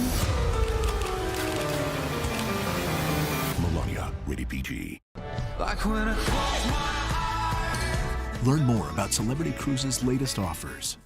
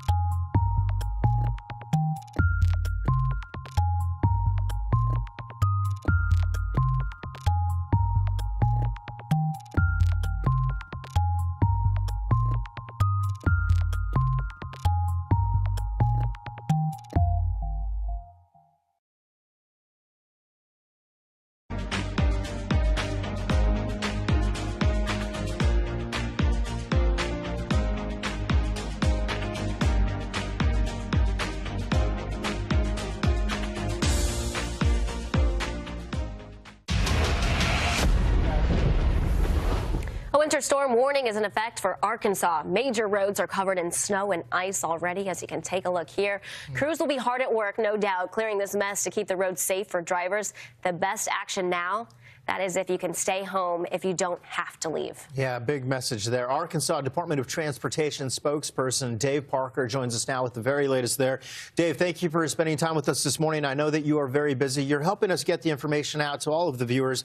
Your department maintains more than 16,000 miles of road in the good state of Arkansas. Yeah, 16,000 snow and sleet-covered roads right now. But, you know, we expected this to be a tough one. It's definitely going to be a marathon. We've been pre-treating since Wednesday, and we hope it pays off, but it's coming down pretty fast. Sleet here in the central part of the state, a lot of snow in northwest, and then ice in the southeast part, so a little bit of everything. When we're talking about 16,000 miles of roads, how many snowplows do you have that are out there or will continue to be out there? 700 snowplows statewide. Man, are you also asking for the public to help out? A lot of times people bring in, you know, if you got a truck or a big rig and you've got the plow in front of you, are you asking for help as well? We're not asking for any help. Cities and counties maybe, but Department of Transportation will take care of our own. You know, we work well with our neighboring DOTs, Missouri and Tennessee, very good partners. But we're in good shape. You know, it's kind of a mental thing. We knew this was coming. We prepared. You know, 12-hour shifts, 24/7. We know this is going to be tough going until probably Tuesday, Wednesday, when it may thaw out a little bit. And we thank you for your hard work and what's going to be coming over the next few days. If anyone does have to travel for an emergency, we've been highlighting, we should stay off the roads, but if you have to travel for an emergency and you're behind one of these snowplows or next to them on the road, what is your best advice on the road? Be very careful. You know, safety is number one. You're right. I mean, we're going to be out there. I promise you that. And if you must travel, and I know some people have to work, first responders, nurses, doctors, you know, just allow a little more braking distance for your safety for hours, you know, and we'll all be okay through this. Yeah, having said that, do you have all the supplies that you all need when you talk about like salts or treatment that you would put down on the roads? Yeah, the beauty of this was it's our first big storm of 26. So we started with 78,000 cubic yards of salt. So we're in good shape. Now, after this, we're going to have to replenish for sure. But, yeah, we started off with good numbers. That is the good news there. Yeah. Now, are there any other winters that stick out to you that were very impactful on the roads like this? 2021 February was pretty rough. 2014 was pretty rough. So this is unusual in that it's statewide. You know, we can't really focus on one area, and we've got all different types of precipitation, and it's followed by bitter, bitter cold. So almost unfair, really. Yeah, I mean, that's a good point. It's that cold air behind that, and I think I hope that people remember that part of the conversation. If you lose power, if you need to get on the roads, it's still going to take some time to be able to get everything back up and going again before we get back to what we'd like to see for a normal winter. I've been telling everyone, you know, you're not going to wake up Monday morning and see, you know, sunny and 32 out here like we normally get. That's the way Arkansas weather is. Snow one day, sunny and 35 the next. Not going to happen. This is going to be cold through Tuesday, Wednesday, and then I think next Friday it gets down to single digits again. So very unusual for us, but our Kansans are pretty tough, so we'll get through this. Talk a little bit about the terrain as well, because Arkansas is such a beautiful state, and you've got not only the different types of precipitation, but a different type of climate based on where you are in the state. Excellent point. Yeah, northwest Arkansas, beautiful, a lot of mountains. Here in Little Rock, it becomes slightly hilly, smaller mountains. Eastern Arkansas, completely flat. And then you've got the Delta, you know, in the southeast part. So different terrain, you know, whole different animal, and you've got all this types of precipitation, temperature, wind, you know. So as I said before, almost unfair, but, you know, Mother Nature, you know, she's in control, and we'll do what we can. Yeah, well, we appreciate all you're doing, you and your crews, helping to keep folks in Arkansas safe and anybody trying to get through your beautiful state. I know you're busy, so we'll let you get back to it. Thank you for the update. We'd like to share that with everybody out there watching Fox Weather. That is the Arkansas Department of Transportation spokesperson, Dave Parker. Thank you. Be safe out there to you and your crews. Thank you very much. incredible 700 snowplows that are out there. Yeah. Quite a lot. And right now we are turning our attention to New York. A beautiful shot here as we are gaining more through the morning. And look at that. 9 degrees for a current temperature. Feels like it is -9 degrees when you factor in that wind. So it certainly is a good morning to stay inside. As we look at where our current winter weather alerts, this spans across the Northeast. So we have this not only today, but continuing into Monday for our winter weather alerts, and winter storm warnings have been extended for this part of the country. If I could have Marissa advance my graphics back there, that would be amazing. And the thing here is that you're waking up this morning across the Northeast and temperatures are bitter cold. And this is just setting the stage for what's to come. So we have the Arctic air in place. We're just waiting on that moisture. Current look at temperatures, it is 6 degrees in Boston, but look at that wind chill, -13. You go down to Washington, it also feels like it's -2. Snowfall forecast looks like this. So the greatest trends are going to be for areas northwest of the region. So you really look at the picture from I-81 northwest through Pennsylvania, following the line of I-80 through the Hudson Valley, and then also for parts of northwest Mass. But also stretching to the coast for Boston is where we're highlighting some of the biggest snow totals. We could be talking about anywhere from a foot or higher in some of these major cities that have been in a snow drought, that haven't seen this big of a snowstorm in half a decade. I want to walk you through our future radar. This is as we go through today. It is still quiet in northern New England, but it's your turn getting those snow showers first through West Virginia and into Virginia. We go forward overnight into tomorrow. Here, more of that snow for parts of New York City into the Hudson Valley. It's once we get into tomorrow afternoon and the evening that the intensity is really going to pick up. And this is where we're going to pick up on higher snowfall rates, not only around the New York City metro, but into New England as well. Picking this up at 1 o'clock, it's all snow for parts of Massachusetts and into northern New England. At this point, though, we turn our attention down to Richmond and Washington, D.C. It's where this warm nose is moving on in, and this is going to allow more sleet to fall. That sleet could cut into the overall snow totals. We continue this into Monday. It's a long duration storm, right? But at this point, we're starting to see the storm move farther off to the north and east, and some of this wraparound moisture continues to dump some snow across Massachusetts into New England. At this point, though, the snow rates aren't going to be quite as high, but you're still accumulating snow. Taking this all the way to Tuesday, yeah, that storm's out of here, but we're still feeling some impacts in terms of the bitter cold. It is still going to feel like it is going to be below zero. In fact, this is a look at where our current temperatures stand. We've got you in Portland at -2, Boston at 9 degrees, and here at New York City at 11 degrees. So the bitter cold is going to continue pretty much through the end of the month as looking at long-term models. But as far as our snow departure from average, since 2021, we've been in a little bit of a snow deficit for some of the major cities along the I-95 corridor. We'll focus in on Boston, and you are about minus 100 inches below where you should be. So it's big storms like this that get that average back on top. I'll tell you what, let's talk about some of these cities, my friend, because a lot of us across the Northeast, the Mid-Atlantic, I keep getting messages. What's happening? Let's get right to it. We're going to go through these because we got a lot to cover. As we look at Richmond, we're expecting 5 to 8 inches of fresh snow. Got mountains to the west, a little higher totals to the north, just a little bit of sleet for the southern portions. It cuts back on the snowfall there's totals. Quite a sharp cutoff where you're getting those higher amounts and also getting the sleet mixing in. Richmond, we're looking at you about 1/4 to ½ an inch of some ice could fall. Yeah, as far as timing, you'll watch as we go through the day today and into the evening hours. We'll pause at 9 p.m. and at this point we're starting to see the snow come down. That's 8 p.m. and then we go through early tomorrow morning. You can see where the noses of warm air starting to move on in. Richmond still in the snow, and then we turn over. That's when we start to cut back on those snowfall totals too. A lot of this 95 corridor and closer to the coast, we're watching where that warm nose is going to set up, how much warm air is going to be above us.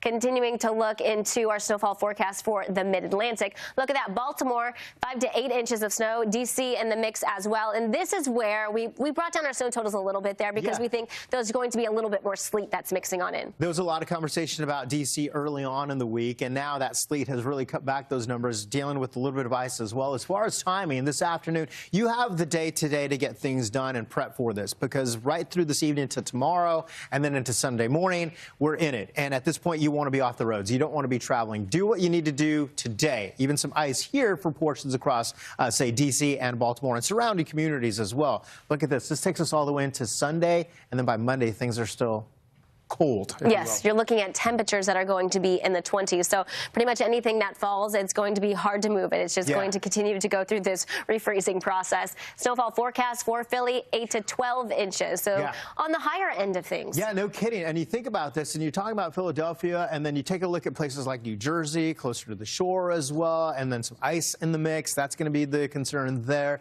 The timing, as far as this is concerned, again, you have the day to prepare for this. We're talking about this across the southern plains. Then we go into Sunday morning, Sunday afternoon. Stay put at this point. Don't be moving. Here comes you see that nose starting to arrive in terms of the icing. Yeah. And we continue in through Sunday night into Monday, and the same story there. That cold air is still sticking around. You want to get to one more if we have time for it? Let's get to one more for us, because Boston, I think, is the big one. You talked about that deficit, right?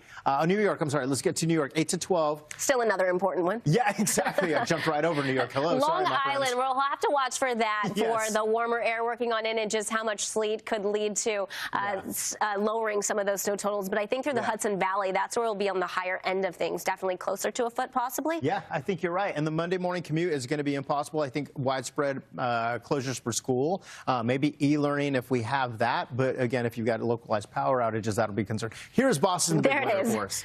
12 to 18 inches. So that would be the biggest snowstorm in quite some time. You're looking at this really starting to pick up in intensity come tomorrow afternoon and in the evening. That's when we'll have the highest snowfall rates and really continue to stack up. Right. That's a look at the timing for that, but we also have a live look here at the Tulsa, Oklahoma area. Look at those roads. Fox Weather Storm Specialist Mike Seidel will join us live from Tulsa next. Don't go anywhere. More Weather Command Weekend is after this. Stay with us.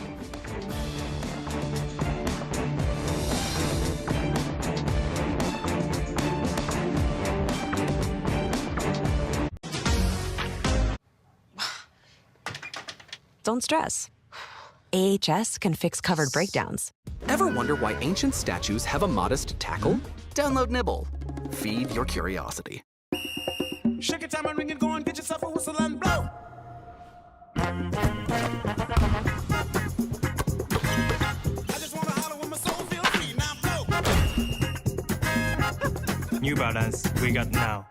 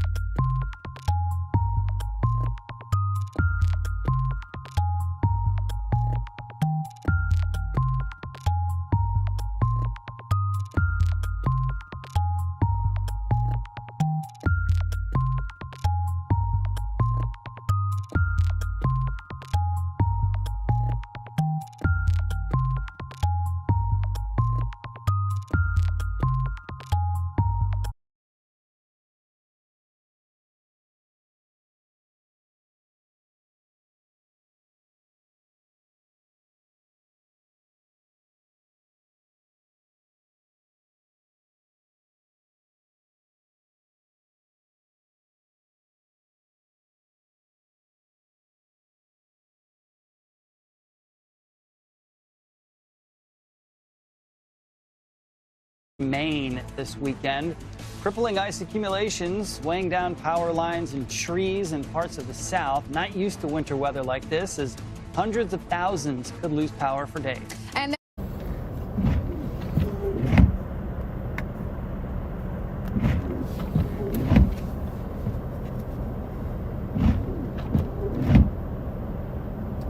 Free Casey.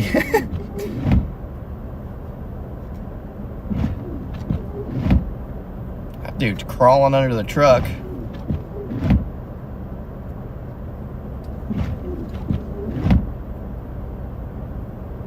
Yep. The leaning telephone pole of Clarksville. We're about to see what happens here. We came here at the right time. Everyone's getting clear, so maybe they're thinking something's gonna fall, or who knows.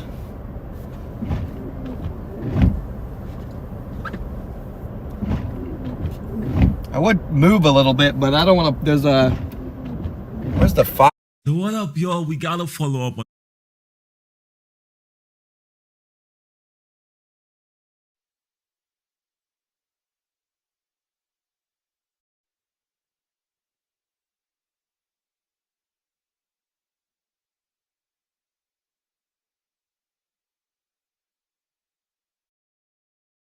Ice, because already right now we're getting bands of precipitation and it's already cold out there. We're already in some spots where we're below freezing, so they're seeing the icy conditions on the road. So I was just looking at drivetexas.org. I want to give that to everybody. There you go, drivetexas.org if you need to check the roads. But it was very promising driving in here. A lot of people weren't on the roads. Fingers and I was crossed. very proud. I was very proud of everybody. Well, yeah, that's the thing, right? I was thinking coming into work Saturday, that might be a problem. I know you had said throughout the week, hey, it's best to just avoid the roads. Obviously, we're coming in here. Hopefully, a lot of people don't have to get on the roads today. But I know you explained this a little bit at the beginning of the week, but why is it that we're not seeing snow? You would think it's this cold, right? Yes. But this is a what did you call it? A funnel? Or what is this? It's a column of air. Column of air, yes. So basically, and it was hard to explain it without the visual, but what's going on is we have colder air moving in, and when that happens, warm air rises, right? So warm air is going to go over the column of cold air. So basically kind of have like a diagonal, if you can picture that. So the point is, from here all the way up to the cloud above wherever you're standing, it's like a column of air, and that whole column isn't all going to be the same temperature. Typically, when you go higher in elevation, it gets colder, but since we have this kind of front moving in, it's going to make it so that it doesn't quite match that setup as it usually does. Point is, that means from the whole column, we don't continuously have either below freezing temperatures or above. And so when that happens, that's where you start to see kind of the icy conditions, because basically you could have the rain coming down because it's warm enough, but then there's a part in the column, like right at the bottom, right near the surface, where it's below freezing. So then when it hits the ground, it's rain, but it hits the ground and then it freezes. So that's how we get freezing rain. Sleet is where it comes down frozen, it melts while it's coming down because the spot of the column is warmer, so it'll melt it, and then it gets colder again, so then it refreezes. So then you get sleet on the ground. Which is also dangerous. Yes. Any of this stuff, the ice conditions are very, honestly, I would say worse than snow. I was going to say it'd probably be better off if we did have snow driving in this. And obviously, as we've mentioned too, not something you can necessarily see or not necessarily something you should test out. So if you can, obviously avoid the roadways. We will keep you updated, of course, if anything does happen along I-35 primarily. I do want to give some updates in terms of adjusted hours. If you wanted to go to H-E-B, adjusted hours. So Ford stores today and tomorrow in anticipation of this storm. At 4:30 p.m. today, the grocer posted the following message to us. Due to the severe weather and to protect our partners and customers, we will temporarily adjust store hours for select H-E-B stores. So, Leslie, today, 6 a.m. to 5 p.m., all of the stores here in Central Texas. And then tomorrow, stores are going to open at 9 a.m. So if they adjust any of that, we'll, of course, let you guys know. But it looks as though to avoid this freezing rain and people driving, they're closing at 5 p.m. today. So if you planned on going to H-E-B later today, better to go now. Yes. I was in, not H-E-B, but Central Market the other day. Haven't been there yet. It was insanely packed. People were freaking out. I just kind of want to stress that, yeah, this is this is dangerous. I'm Right. not trying to downplay it, but it's only a couple of days. So Right. we don't need to be hoarding all the food. That's Yes. what I was witnessing. I went to and I thought, Costco and it's the okay, line was from the beginning of the store all the way to the back of the store. And it was curling around to where the water was, and all of the bottled water was gone. Gone. Now I get it. You want to prepare. 'cause Yes, 100%. As we know, 5 years ago with the power grid going out, people weren't prepared. People didn't have water, didn't have power. In speaking with people like you, meteorologists, not that you're downplaying it, but I would agree. It's kind of like, yes, this is something to be worried about, but we also don't want to freak people out by any means. But Yes, but it's also about safety. And we heard Governor Abbott talking on Thursday about this disaster declaration and saying they believe the power grid is as powerful as it's ever been. They believe they're prepared for this. So obviously, if anything changes, we'll let you guys know. There's also flight cancellations, Leslie. So Makes sense. obviously don't want to go to the airport right now. Total delays, this was as of 1 o'clock via FlightAware. The total delays at Austin Bergstrom were 18, and the total cancellations today, 126. So it sounds pretty bad, but listen to Dallas now. At Dallas-Fort Worth Airport, at DFW, total cancellations today, 1,341. So a lot of people, obviously, that were probably trying to travel out of Dallas and go somewhere, we know it's worse up there, as you mentioned, because of this Arctic blast. Why is that? Yeah, I just looked at the radar not too long ago too, and I could see they were getting more snow up there. Some mixed precipitation like we're seeing. Because they're a little more north, they're getting even more of that cold air than the rest of us. There's always kind of, if you could look at the model or the radar, you always kind of see the northern portions that are colder will at some point get just the snow, and then beneath it there'll be the band of the mixed precipitation and then rain, just because typically the farther south you go, the warmer you get. So because they're a little north of us, they're kind of right in that line where they're getting mixed precipitation and they're getting snow, so they're kind of getting all of it. Pictures of snow, speaking of which, I want to show you guys something cool.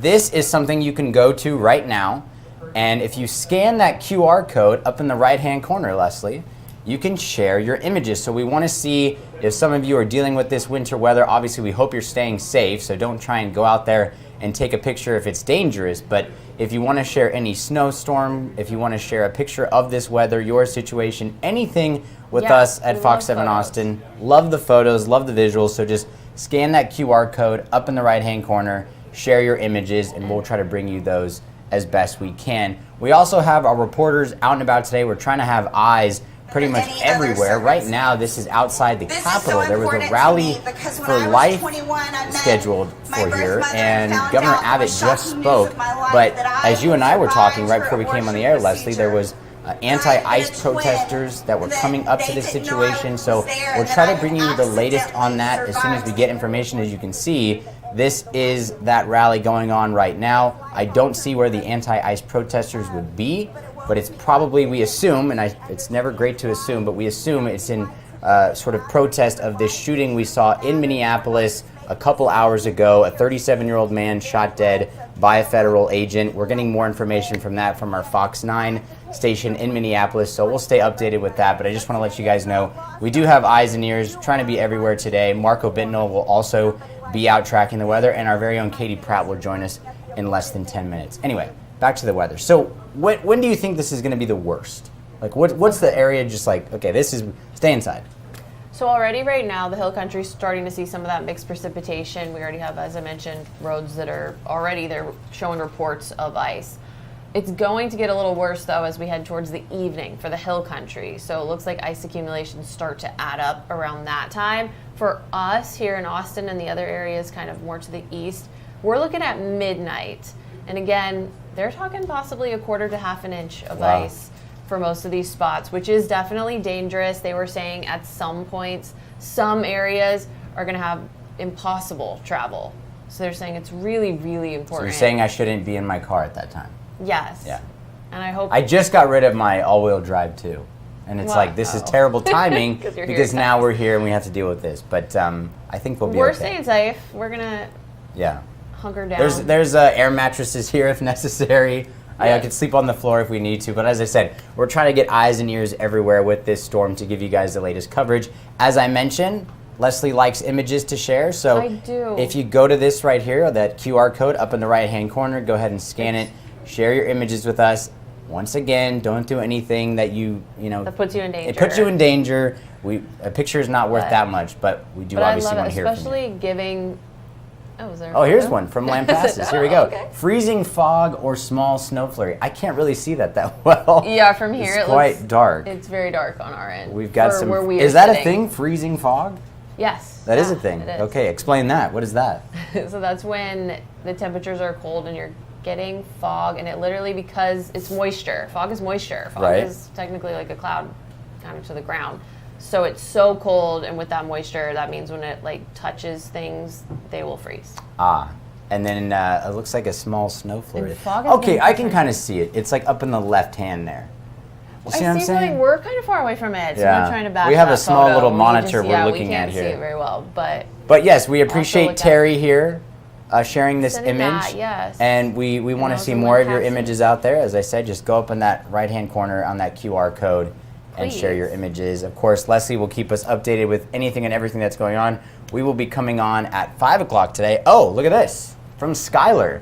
Put this water out an hour ago and it's almost frozen through. Makes sense, I guess. Yeah, right? well, we're getting down there. We're getting cold.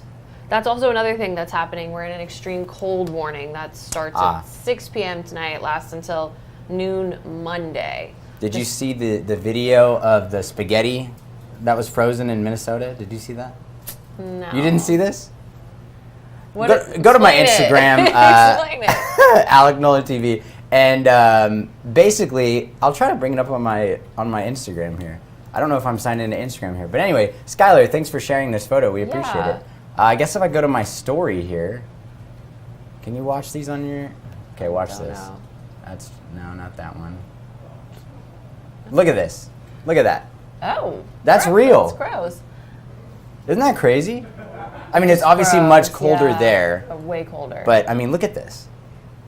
Look at that. Have you ever seen That's girls not do it with AI. like their hair, where they have wet hair? Oh, and they get it frozen, they get it stuck. And then they like fling it and it freezes. Look at that. Yeah. Well, anyway, we'll share your images with us. As I mentioned, that QR code up in the right-hand corner. Skylar, thank you for sharing this. When I give a forecast, stay safe out there. So nice to have a visual. We're going to take a quick break. When we get back, we're going to try and check in with our reporter, Katie Pratt, who is outside the Capitol. As I mentioned, there was a rally for life out there. Governor Abbott was speaking, and we also know there were some anti-ICE protesters.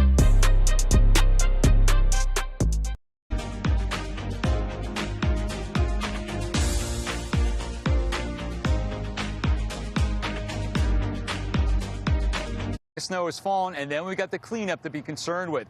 And speaking of cleanup, we're already starting to see those power outages being confirmed for northern Louisiana and Texas on the way in to areas like Mississippi. In fact, my daughter goes to Ole Miss. That's in Oxford, Mississippi. They're going to be in the heart of the heaviest amount of freezing rain, at least in the deep south. You're talking about at least 1/4 of an inch to an inch of freezing rain, depending on where you're located in the state of Mississippi. This is what you took. That's your video from this morning. That is the Grove. If you're familiar with the area, the Grove is the famous part where you go before the football games and you put the tent up and you have a great time. Ole Miss has really never lost a pregame. Jane, Nick, I'm going to bring you guys in because you can see the Grove. That is all sleet and freezing rain. Accretions right there at the Grove and Ole Miss. And I got to tell you, this is going to be only the beginning stages of it because now it's got legs moving into Tennessee, where we're seeing that snow around Nashville begin to mix on in with some sleet and freezing rain down to the south. And you can see we've got delays already, obviously cancellations. Just the tip of the iceberg at this point, right? Yeah, travel at this point is basically halted, suspended. You take a look at our top airport disruptions, cancellations, and no surprise to see Atlanta, Nashville, Dallas, Charlotte on the board here. I mean, it's never a good situation. I mean, you know we are frozen in place when you have cancellations that significantly outpace the delays that we have across these major airport hubs. I wanted to bring up Dallas here because we are still operating out of Dallas, but we're getting a complete meltdown. Ground stop out of DFW. Take a look at the conditions reported out of Dallas Airport right now out of DFW. Sleet, 20 degrees, an 18-mile-an-hour wind out of the north. Visibility, half a mile with a 700-foot cloud base. I mean, you're looking at these conditions at real time. That's what the airport looks like. No surprise when we get a radar scan just like this. I've got a friend that lives in Dallas, and he said they woke up this morning and didn't see much going on, and he just knew that was a bit of the calm before the storm, kind of like what you're seeing there right now in the suburbs of Atlanta there, Bob. And so obviously this is just a sign that things are deteriorating quickly across the Lone Star State. You look up north, Oklahoma City has been seeing some pretty heavy snow now for a couple of hours, and it's just every single color that you could see on a radar showing up. It's green, yellow, pink, blue, purple, and we were kind of hoping maybe that the models were wrong with this storm. It turns out they're not. Everything is pretty well verifying and maybe even overperforming in some spots. I got to say, Bob, not a lot of people are showing up on the roads when we're popping in on some of these webcams and some of these DOT cams. But it does seem like there's a decent amount of traffic behind you. So hopefully many of those people are still getting some last-minute preps done. Yeah, they are. Because, Nick, remember yesterday we were in the low 50s and it was beautiful. I mean, it was cloudy, but it was still nice. And right now temperatures are only falling down into the low 40s. It does feel like a typical Saturday afternoon in Roswell, where you're starting to see everything open up and you got happy hour starting to go on too. Jane, if you don't mind, we've got the warnings up there. I was wondering if you could put the water vapor imagery up there along after the radar. I just want to see, because I know we're starting to fracture with the two shots of wintry weather. One going through the Mississippi Valley, the other one coming in through Texas and Oklahoma and right through Kansas too. I know that upper level low has definitely moved in and it's fractured, it's moved itself apart, but now it's moving to the east. So those are all the warnings. Ultimately, you know it's going to reform again as an area of low pressure at the surface off of Hatteras, but that's going to be the nor'easter, and that's all going to be sliding on up. But look at the humidity. Two separate batches, one out of the Pacific, one out of the Gulf, all colliding at this point, and that's why we've got that surface high pressure up to the north feeding in that constant Arctic high air mass. Yeah, there's the water vapor. Jane, that's perfect. Yeah, Nick, check that out. You can see the wind direction. You can see the separate shots of energy rolling in. And this storm has got legs. It does. I mean, you look at. I'm glad you called for this. It took me a minute to get there. I put on a bunch of different contours. We're real time and analyzing this storm and what we're looking at here. But this is, I mean, look at this bowling ball, this barrel of that low pressure. This is that second round that we were talking about. That's gearing up to really unleash across the Central Plains, Texas, Oklahoma. Then this continues to fill in across Louisiana, Arkansas, and then across the southeast as we head through Sunday. That's why this is such a long duration event for so many cities. And that cold air locked in, I wanted to highlight that before because initially it took a minute for the ice and snow to change over right across Texas. But now, after that first shot of energy rolled through, it really helped to kind of tug down more of that cold air. And we're starting out the gate with this second round with sleet and icing all the way south of the I-10 corridor in West Texas. Yeah, just a lot of cold air, some of the coldest that we've seen in many, many years, and that's leading to this entire setup. And really, you mentioned it, Jane, that cold air is here and it's here to stay, even 6 to 10 days out. So well after the storm is blown into the Atlantic Ocean and pushing east towards Europe, we're still going to be feeling the impacts of all the cold air and what's still on the ground from the storm for days to come. Yeah, it's a prolonged impact and recovery. Let's get out now to one of the largest hubs, airport hubs in the country, the South. Right, Fox News multimedia reporter Madison Scarpino joining us live from Atlanta's Hartsfield-Jackson International Airport. Madison, we know that airports effectively are almost like shut down with a number of cancellations. Are people still trying to get through TSA? They are. It's a lot slower than it would usually be on a day like today, a Saturday, typically a pretty busy day for people to travel. Not all flights are canceled out of here in Atlanta. I believe last check it was a few hundred, which really aren't as bad as some other airports. But right now we do know that there are more than 20,000 flight disruptions all the way through Monday. That is nationwide. A massive number. It is a mess, and things could get worse if these icy, snowy conditions continue. But if we're just talking about today, Currently, nearly 4,000 cancellations across the country, more than 2,000 delays. Again, this is just today. The Oklahoma City airport has now canceled all departing and arriving flights due to this winter storm. For today, cancellations are also really bad at airports like Dallas, Charlotte, Nashville, and more. So yesterday, we were also here, and many travelers were just trying to get out while they could and even moved up their flights. But it's not just flights impacted by the storm. Sleet, ice, and snow are making driving conditions nearly impossible in some places. So officials are urging people to just stay off the roads if you can and stay home to stay on the safe side. But if you were supposed to fly this weekend and your flight got canceled, or if you really decided that you just don't want to take the risk, the good news is most airlines are offering travel waivers. Back to you guys. Yeah, hoping that folks are taking advantage of those travel waivers and not trying to test the system as we go through this weekend, because this storm means business. Fox News multimedia reporter Madison Scarpino, thank you for the update. We will be checking back in later. All right, let's get you a live look from Nashville under now a transition of sorts to freezing rain and sleet. We do have, unfortunately, a pretty dangerous situation unfolding across some of our major cities, Nashville being one of them. You can see the snow-caked streets and sidewalks, and as we take a look in spots like Nashville, 20 degrees. We have a winter storm warning in effect, but a growing concern that sleet line is starting to mix its way in. So it's going to be a dangerous stretch as we go through the course of tonight. A lot of folks are still out there on the roads that we can see, but let's bring in a look out of the Fox Weather Beast. We have Nick Blitz, satellite and field engineer for us. Nick, how has the road conditions been driving around Nashville?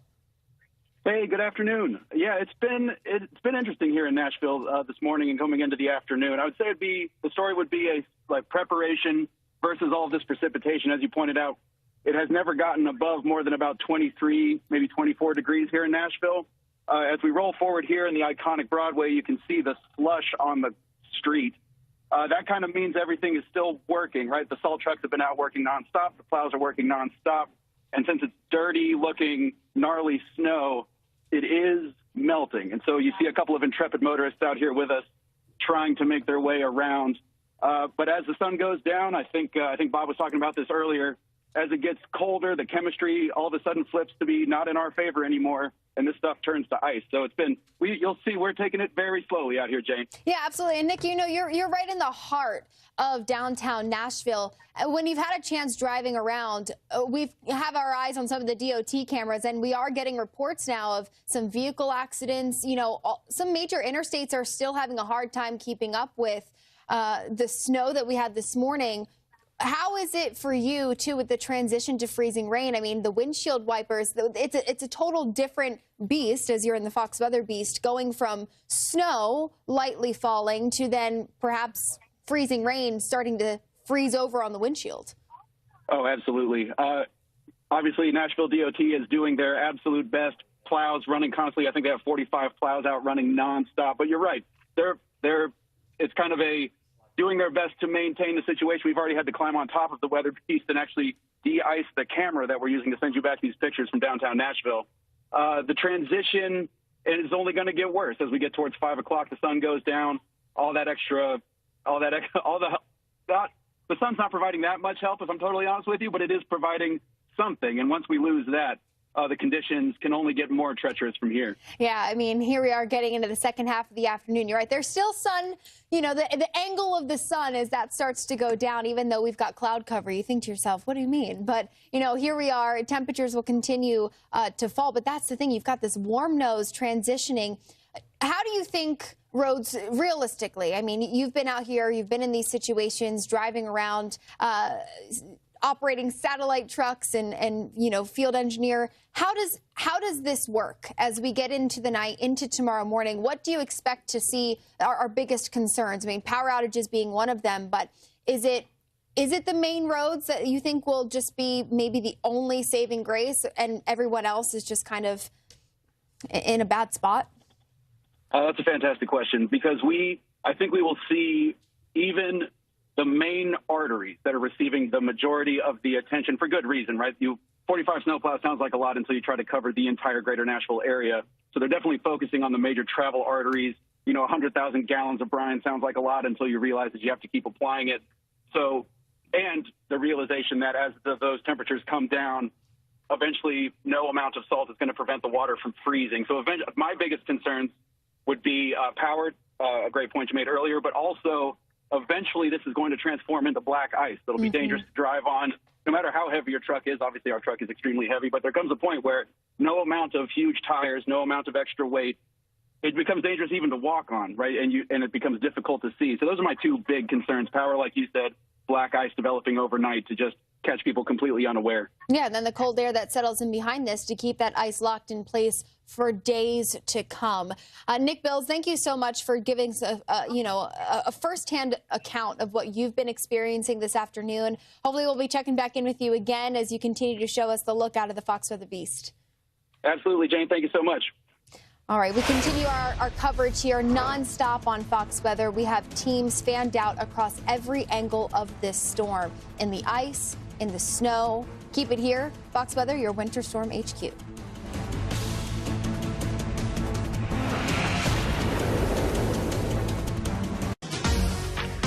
Cuando necesites una comida casera hecha con amor, estaremos aquí. ¡Bienvenido a Delicioso! Elegant, organic, chantilly sweet cream. Kind of amazing what just 4 ingredients can do.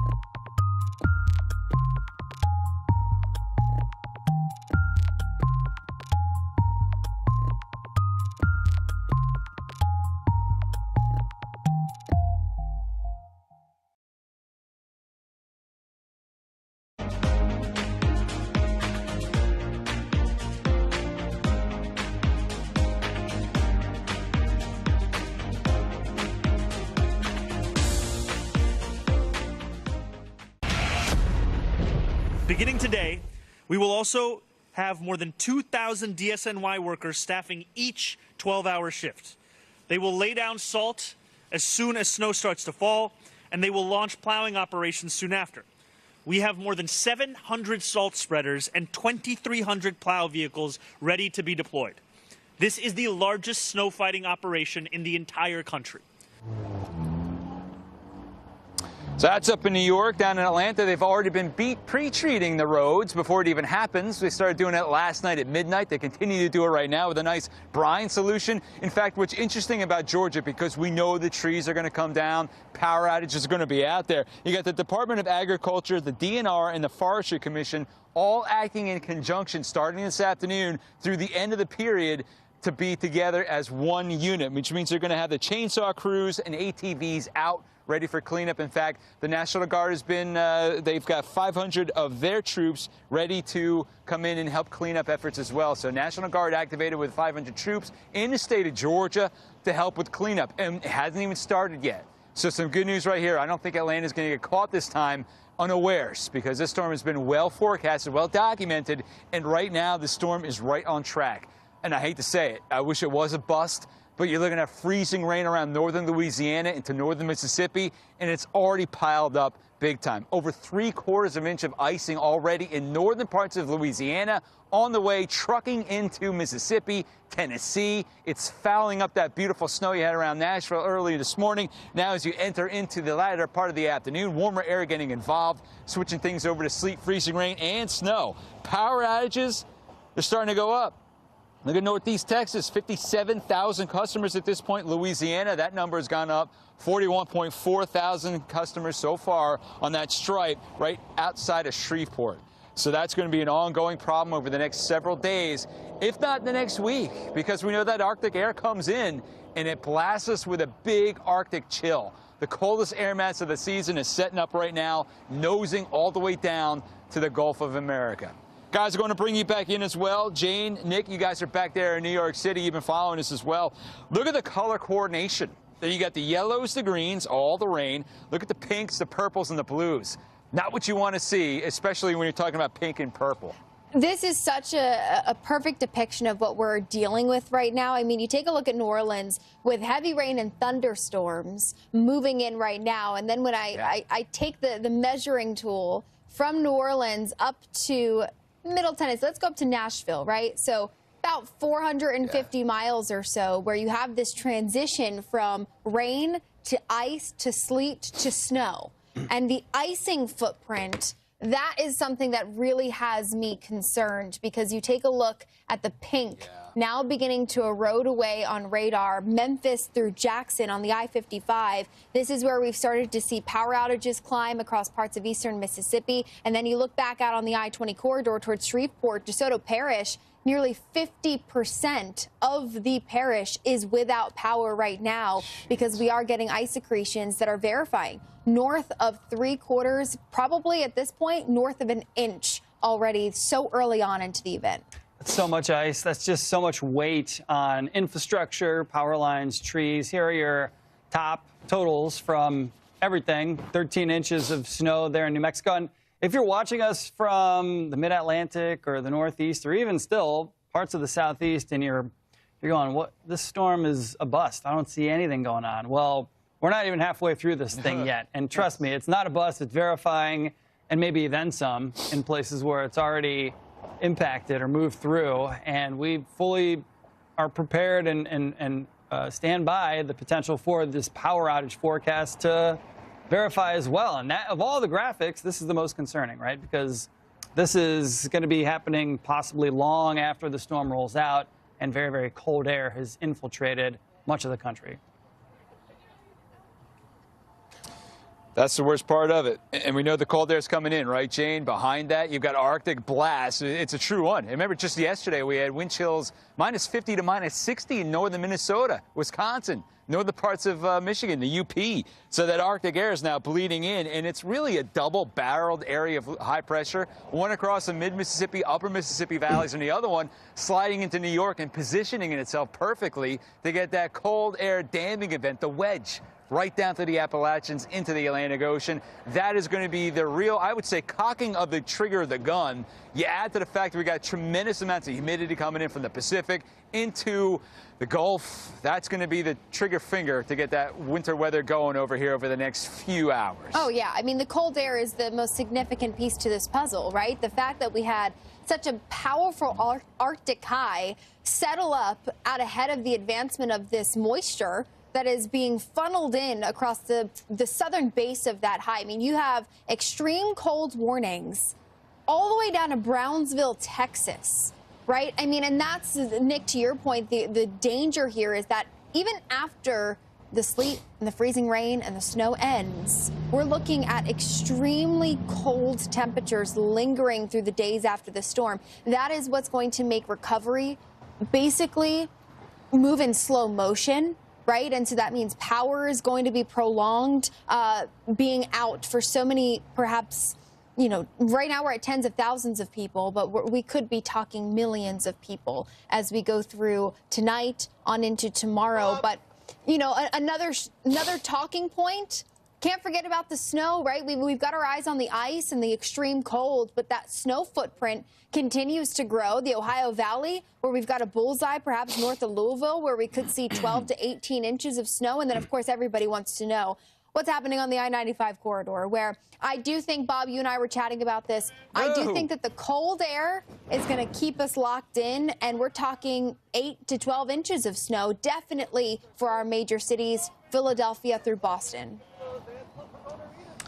It's going to be interesting to see how it all plays out. There it is. I think, yeah, Bob, I think the areas that see all snow and maybe the most fun part of this whole storm going to be Ohio, Indiana, Illinois. We'll see, but it could possibly be all snow and maybe a foot plus. And, you know, if that does happen, we'd love to see pics and video of it. So if you've got a weather photo to share, scan this QR code and then tap the Share It tab on the page, upload it, and we'll share it then here on Fox Weather. And if you're not in front of your TV, maybe you're watching us from your cell phone, once you get in front of a computer, just go to foxweather.com/connect and you can upload there. More Fox Weathers after this. Stick around.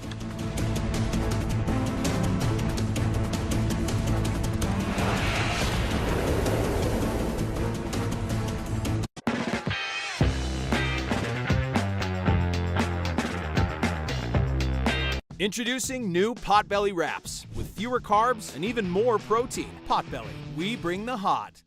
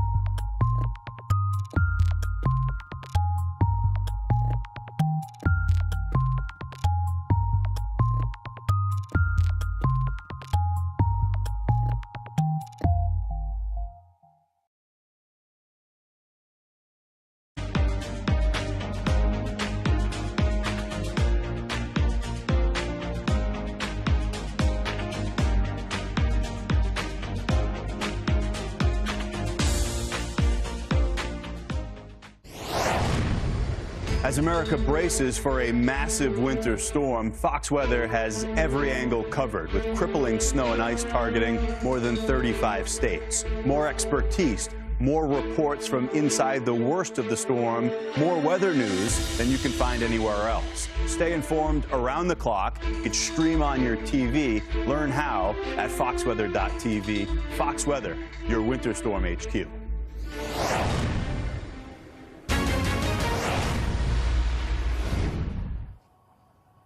Hey, we are your Winter Storm HQ, everybody. 24/7 on this storm. This thing's a beast. I mean, you've got classic collisions, right? You've got the Pacific moisture colliding with the Gulf of America moisture, all pulling up to the north and slamming into the coldest air mass that we have seen so far this season.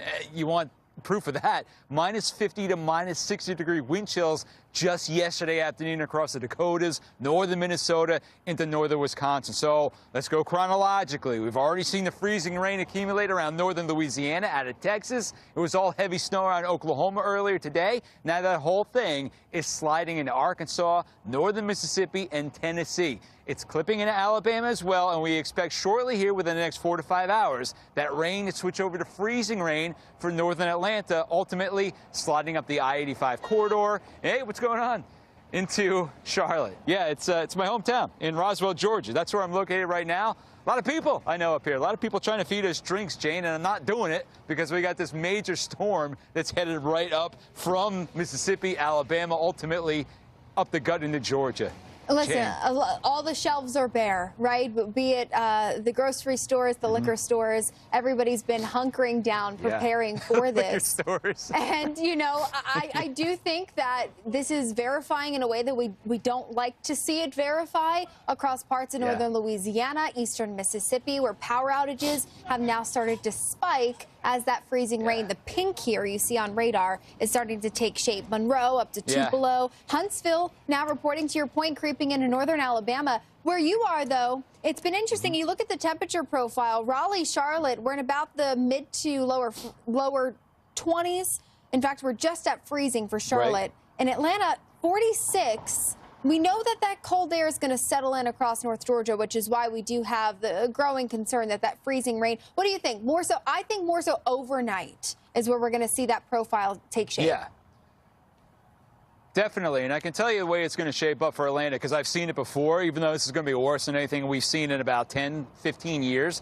You've got that wedge of colder air that's now firmly in place through the Carolinas into northern Georgia. It's that northeast wind creeping in, and that cold, dense air mass gets trapped between the Appalachians and the ocean, and it just keeps on building on itself. Now, it's going to take some time for that humidity to punch through that dry air, but every time you see a raindrop fall through it and evaporate, that cools part of the atmosphere. It's called evaporational cooling. You get enough rain to evaporate, the temperatures start to get down below freezing. So I see that temperature right now is, it's in the mid-40s. But the dew points right now, Jane, in Atlanta, all the way down by the airport, that's south of Midtown Atlanta, are in the low 20s.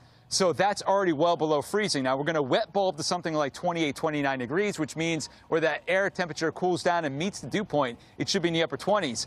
That's below 32. So we've got freezing potential. Now, the only thing that's going to help us out, at least initially, Jane, is the fact that we've seen temperatures above the 50s for the last few days, last 2 or 3 days, really. So the street surface temperatures, they should be above freezing at this point. But that's going to come crashing down as that Arctic air continues to funnel in from the northeast. So street temperatures right now above freezing, no issue.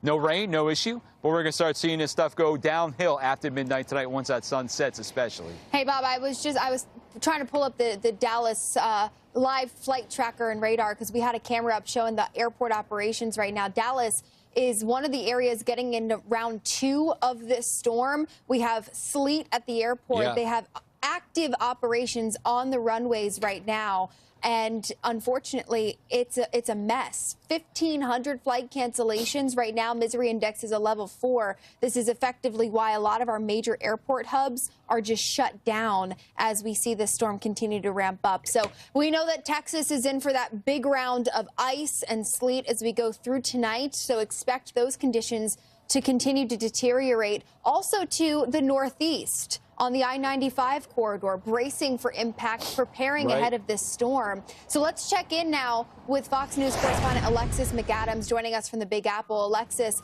you know, here in New York City, we haven't seen a storm of this magnitude in, well, you have to go back to the beginning of the decade, 2021.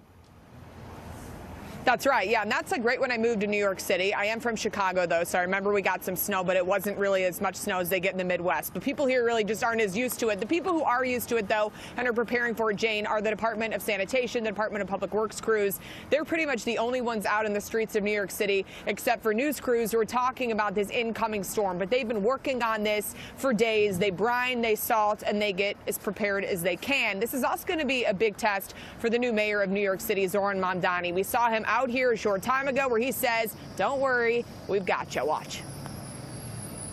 Frankly, it will be colder than any sustained period that New York has experienced in about 8 years. But New York, whatever comes for it, this city is ready. Over the past days, city workers have worked tirelessly to prepare our city for the snow and for the cold. City officials say this could be the biggest snowfall in 5 years, as you mentioned, and they have about 700 million pounds of salt on hand. So you see them here. This is also in Philadelphia, where they're working there to try and get as much salt out on the roads across the East Coast. In New York City, Jane, they have 700 million pounds of salt on hand. They've got the spreaders out. They brine, they salt, they plow. So the other thing I want to talk about is New Yorkers urged to stay off the roads because you just really don't know what's going to happen. People just aren't used to kind of driving these conditions. So they're trying to get ready at home as well for the dangerously cold temperatures.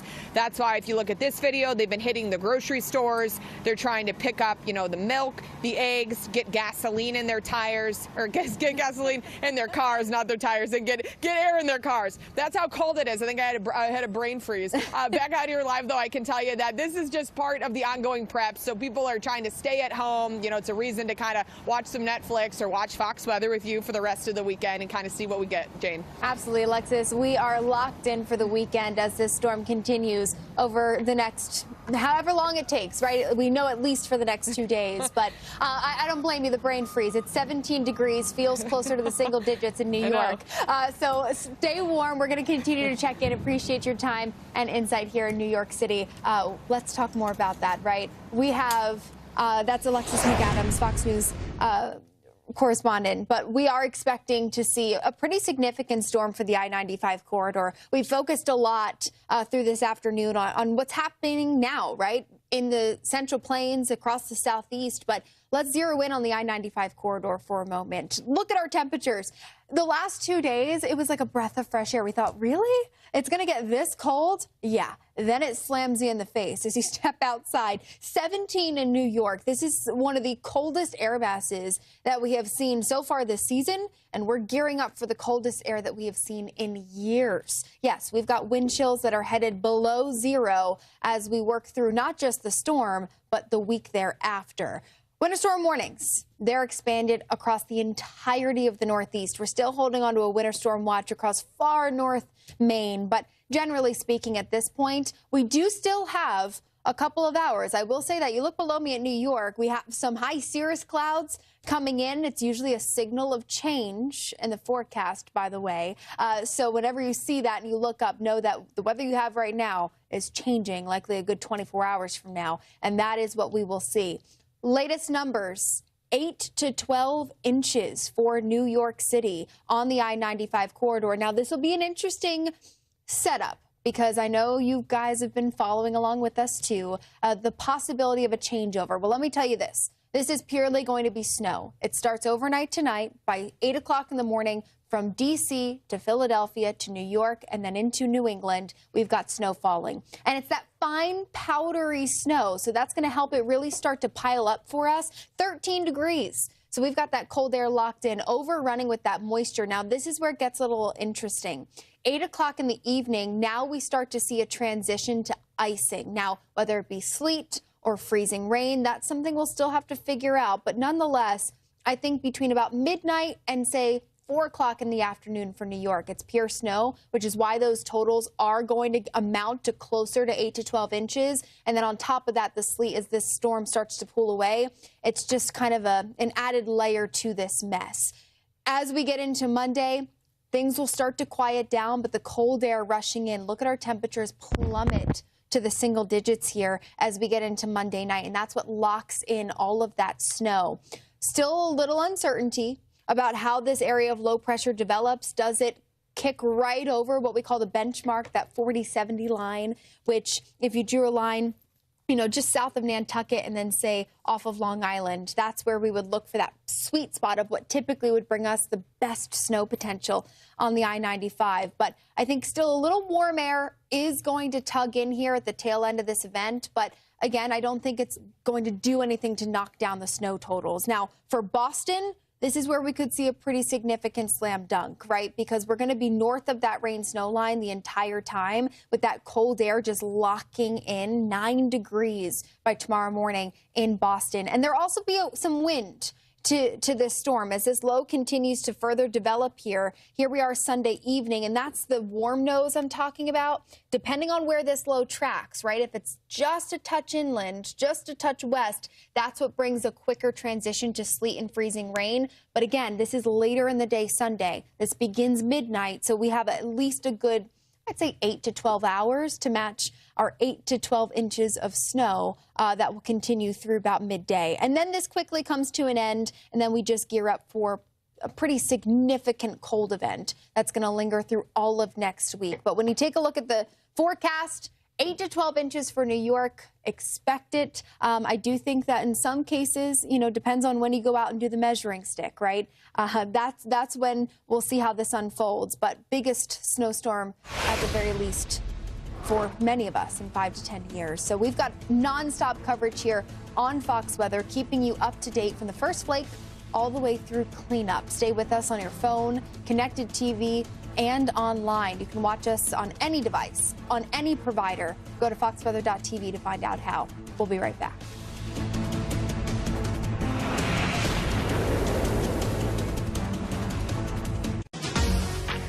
Being a pro doesn't start under the lights. It starts in the kitchen, where Factor chefs dial in balance, the way coaches fine-tune plays. Because what you put in is what you get out. Factor, eat like a pro.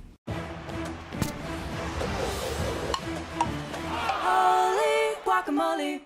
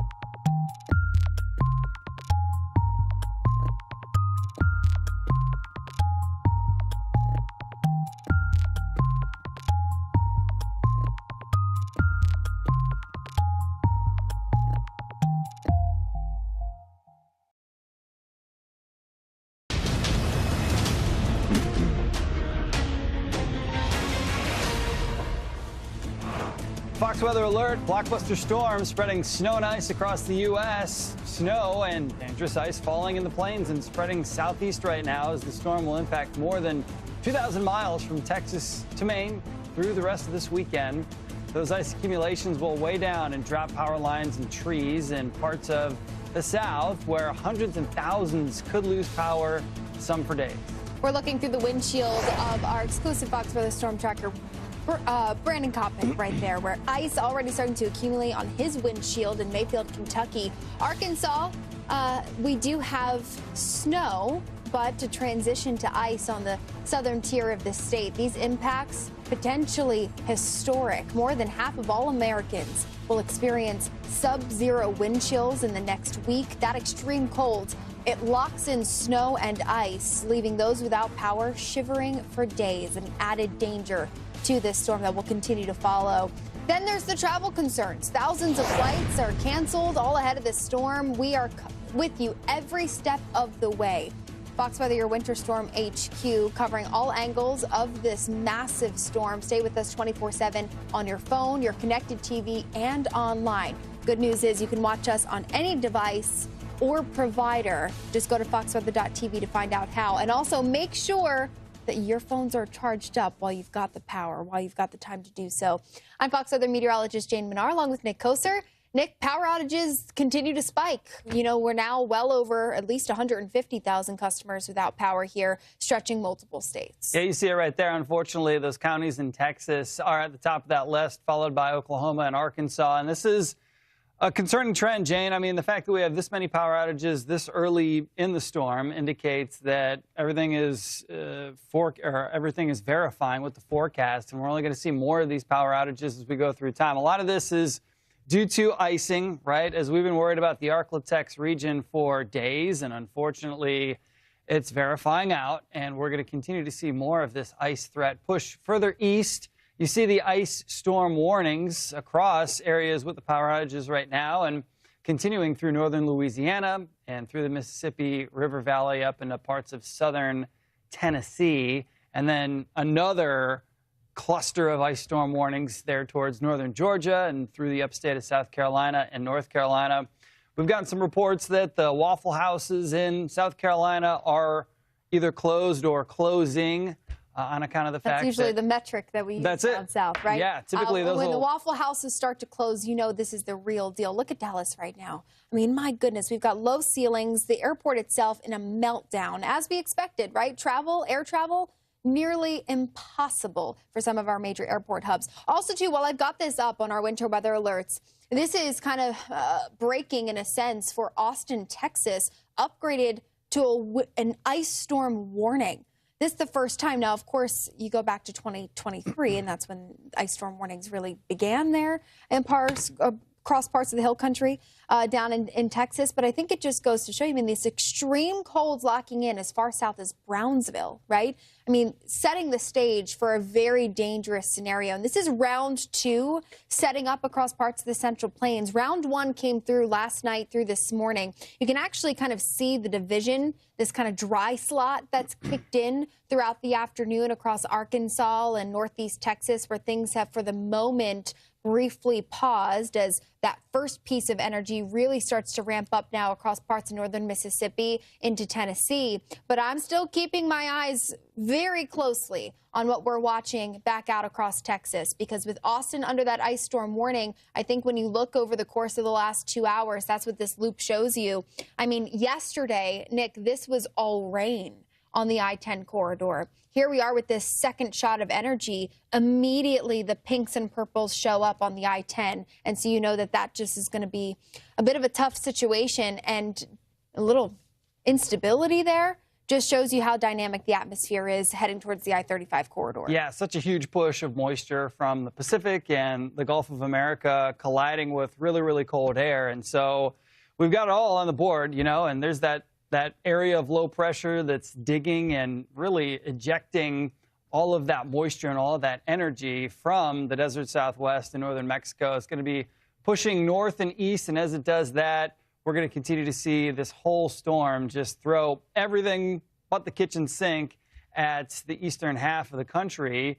And all that cold air in place is really allowing those air masses to collide and clash. So tomorrow, at a certain point, we may see a raging ice storm, blizzard-like conditions, and possibly some tornado warnings all happening at the same time as a result of that moisture push coming in off the Gulf. And for folks in the south, this storm system is less of a, I got a text from my mother-in-law who lives in Charlotte, the Charlotte area, and she said, I hope I'm going to wake up to a winter wonderland tomorrow morning. And unfortunately, it's not going to be the type of winter wonderland that you're hoping for. It's not going to be snow like it will be in the north. It's going to be ice, and a lot of it. As you can see, all the ice that we expect still to come. Yeah, this is definitely a very dangerous setup. Let's get out now to a part of the country, northern Mississippi, that I think could see the most significant impacts in terms of icing. You see that bright white popping off the board, that stripe from northeastern Louisiana up into really central Kentucky, footprint growing across Middle Tennessee over the border, where we are expecting to see this transition from snow much of the day today to now sleet and freezing rain for a good 12-hour plus stretch into tomorrow. We've got our Fox Weather correspondent Brandy Campbell, who's in Oxford, Mississippi. We're going to check in with her to see how conditions are looking in Oxford. And you can see these are the road conditions outside of the university where, a little accumulation on the road. Brandy, how are things for you? I mean, a total switch up from 24 hours ago when we were checking in with you ahead of the storm. Oh, Jane, yesterday we had nothing on the ground, no precipitation falling. It was just a cold day here. And as forecasted, we're now starting to get that mixed precip. We've had it overnight, mostly sleet, and then likely some mixed in frozen rain as well. So freezing rain, excuse me. But now in the past hour, it seems to be we have switched over to mostly freezing rain once again. If you guys were watching live with us an hour ago, it was just coming down heavily. And so we're starting to see that ice accumulation happen. Just by an example, of course, trees, that was one spot you said you could take a look at to really see that happen. Take a look at the glaze that is now starting to surround all of the branches on this tree. The National Weather Service, they did note now if you are south of I-40 and east of I-55, we're starting to see that strong transition into freezing rain, and that's going to persist. And now this is when we can start to transition into those crippling impacts from the freezing rain. And just to show you a little bit more, I have an ice scraper. Ice is accumulating. So this right here, that's all ice. It's starting to harden as well, but it takes a little bit of effort to get that off. So you can see it's starting to harden even where we're walking on the streets and such. Again, this was very slushy-like, and it still is in places, but I'm noticing it's starting to get pretty hard. So this is just the beginning, guys. Temperatures are in the 20s here, so if it's not falling as freezing rain and freezing on contact, it's going to freeze because the temperatures are also so cold in this area. And I've also been in contact with the PIO for the county here, Lafayette County, excuse me, and he told me so far they've had some cars sliding off the road. All of their roads are open for now, and so far they've had one fiber line to come down so far. No power lines just yet. Outages across the state are well under 2,000, so there's that, but we're expecting that could be a big issue with widespread power outages. Now, earlier today, I also spoke with the mayor here in Oxford, just getting her main concerns with the roads, especially here. Take a listen. We put down 6,000 gallons of brine on Thursday and Friday, and it really paid off. So, the danger is that people are getting a real false security with the success that we're having clearing the roads. And after dark tonight, they're going to become treacherous. And honestly, when that freezes over tonight, tomorrow, there just may not be much we can do. Exactly. So, of course, the main message that I am seeing across the board is for people to stay off of the roads. Even, of course, with the state, Mississippi Department of Transportation, they've already sent out a press release today saying emergency travel only. But they are still out treating the roads as they can. But again, as you heard the mayor say, you know, especially overnight, they're expecting these roads to refreeze in the area. So the good news I can report is here in Oxford, it's been mostly quiet. I've seen a lot of people walking around, some people on ATVs, side-by-sides and such. But for the most part, as we turn around, you can see there's one truck. There's a car, not a lot of traffic. That's a city truck right there. It's been very quiet, so that's the good news. People do seem to be heeding the warnings about staying off of the roads. And I mean, we have an example of why you should right in front of us. This is one of the road closures here because there's a big hill right over here. So guys, we're going to send it back to you here from Oxford as we are now really in the freezing rain mode. Back to you.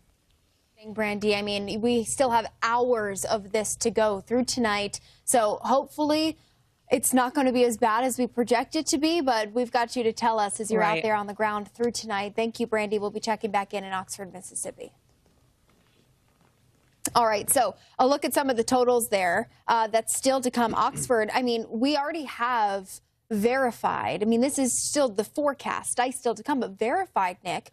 Already over 3/4 of an inch of ice across parts of northern Louisiana. And now we're starting to see more of that ice accretion into Mississippi. Yeah, such a chilling aspect of the storm is this specific area right here. And there's going to be a lot going on over the next, well, day and a half or so. And there are going to be many headlines. But I think overall, when the dust settles, that area that we'll see likely the most icing will probably be the sort of calling card, I think, of this entire storm system, right? And that's saying something because we're talking about the potential for the snow in the Northeast to be the biggest that we've seen in decades, maybe some tornadoes across the Gulf Coast. But that ice, nothing really cripples the city and creates issues with the power grid and infrastructure like ice, let alone that amount of ice that is possible. Absolutely. And then the record cold that's going to settle in behind this, right? Austin upgraded to an ice storm warning as now round 2 is starting to take shape across Texas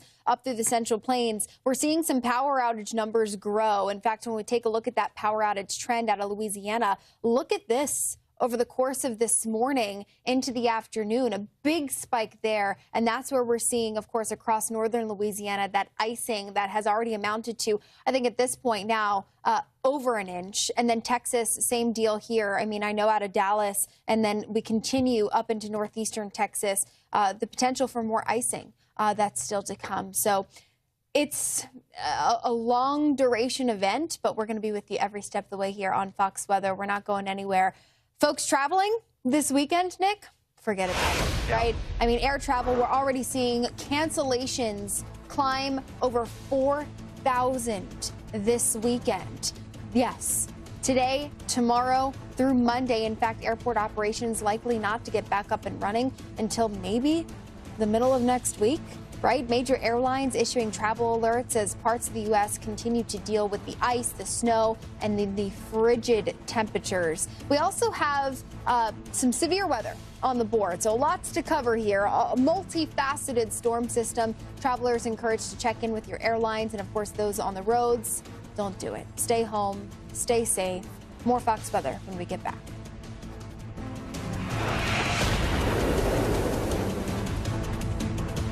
Any sort of plumbing needs, we've got you covered. And being able to serve the people here, it means the world to me. Any metal, cut to size in just a few clicks. Visit metalsupermarkets.com.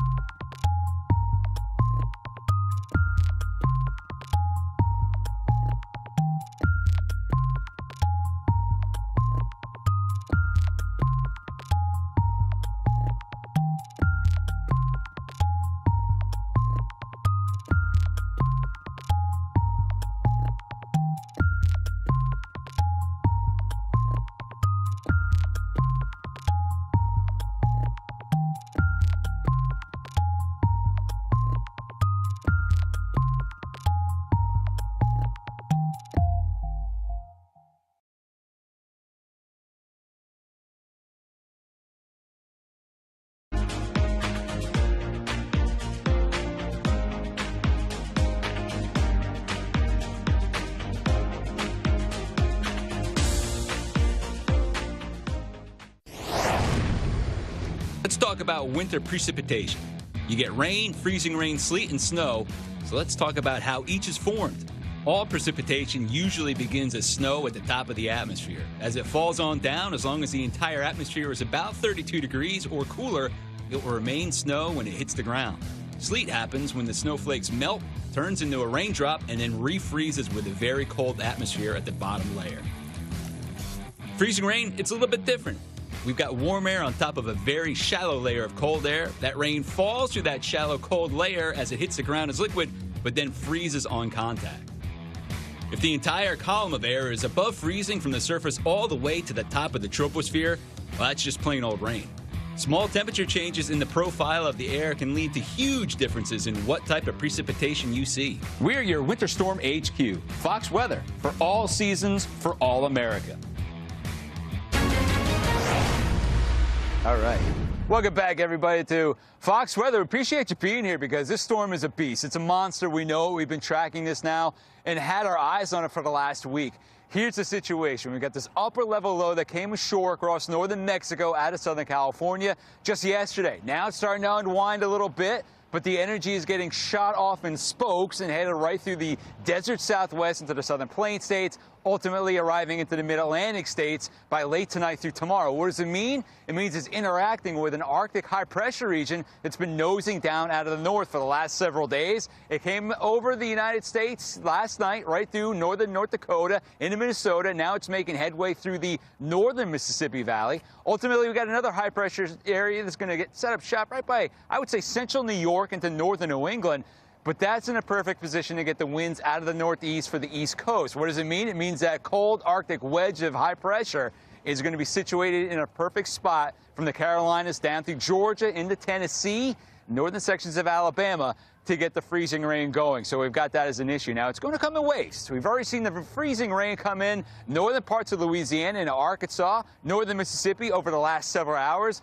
In fact, some of the areas around northern Louisiana near Shreveport picked up over 3/4 of an inch of freezing rain so far. That's just round one. Round two is going to hit them later on this evening through tomorrow morning. That's bad. I mean, anytime you get freezing rain of over 1/2 inch, and you start talking about the trees coming down. So we've already seen power outages out there, and they're picking up from Texas through northern Louisiana into Mississippi, and it's getting into parts like Tennessee. Ultimately, you see that freezing rain pick up and move right through the Atlanta metro, which is kind of close to where I am. I'm about 20 miles north of downtown Atlanta at this point. But that I-85 corridor tonight is going to be extremely treacherous from Atlanta through Greenville into Spartanburg all the way up to Charlotte. And it's going to mix in with sleet and freezing rain and snow for the rest of the Piedmont of North Carolina. But we've got ice storm warnings right now for 20 million people. How about winter storm warnings for 150 million people and cold air advisories, alerts, warnings for 180 million people? I mean, this storm is huge, and we're talking about the breadth of this extending 2,000 miles from New Mexico to down East Maine before it finally ends out as a huge snowmaker for northern sections of New England, and that's going to be by Monday. So what about today? We got that freezing rain line going right through Mississippi into Alabama later on. It's moving out of Louisiana. That's going to stretch into Middle Tennessee. It's been interesting to watch that Middle Tennessee weather over the last couple of hours because it started out as very heavy snow for Nashville. I mean, it picked up a quick shot of snow quickly, and then it turned over, right, to sleet and freezing rain. But earlier this morning, we had about a 1/2 mile visibility at BNA. That is the Nashville airport right there. And that was down due to snow. Now the whole schmear is moving over to the east and mixing in with a warmer nose of air coming in at about the 750 millibar level, so about 7,000 to 8,000 feet above the Earth's surface. We're starting to see that, getting up to about 10,000 feet later on as that warm air noses in from the south. 850 jet, you always look at that. That's streaming in from the Gulf. It's interesting, too, because this is a perfect situation. It's the coldest air mass of the season so far, and that is setting up shop right around northern parts of the Great Lakes and edging down through the Gulf of Mexico. Then you couple that with that area of low pressure moving in from the Pacific, and that's dragging with it subtropical Pacific moisture, high humidity. Highly humidified air collides now with the northern Gulf of America, and that whole thing is bumping up into that Arctic air mass, and you see the track. It goes out there from the Four Corners, through the lower plain states, into the Mississippi Valley, the Tennessee Valley, the Ohio Valley, and then the Northeast. And let's talk about the Northeast real quickly. How much snow are you going to get? Well, listen, it depends on where you live. If you're east of I-95, you're not going to see quite as much snow as what your neighbors will see west of I-95, simply because that low-pressure center is going to be inside that benchmark, that 40-70 benchmark we always look for.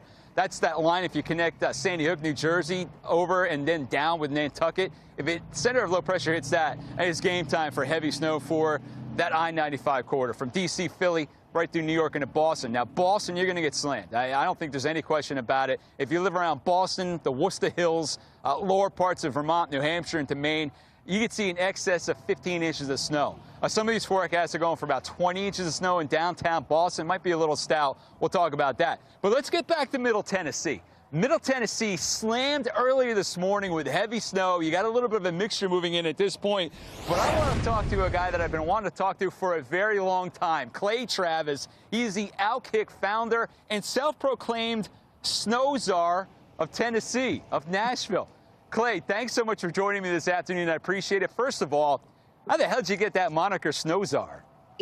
Well, it's self-proclaimed. About a decade ago, I was doing local sports talk radio. I love snow. I love weather.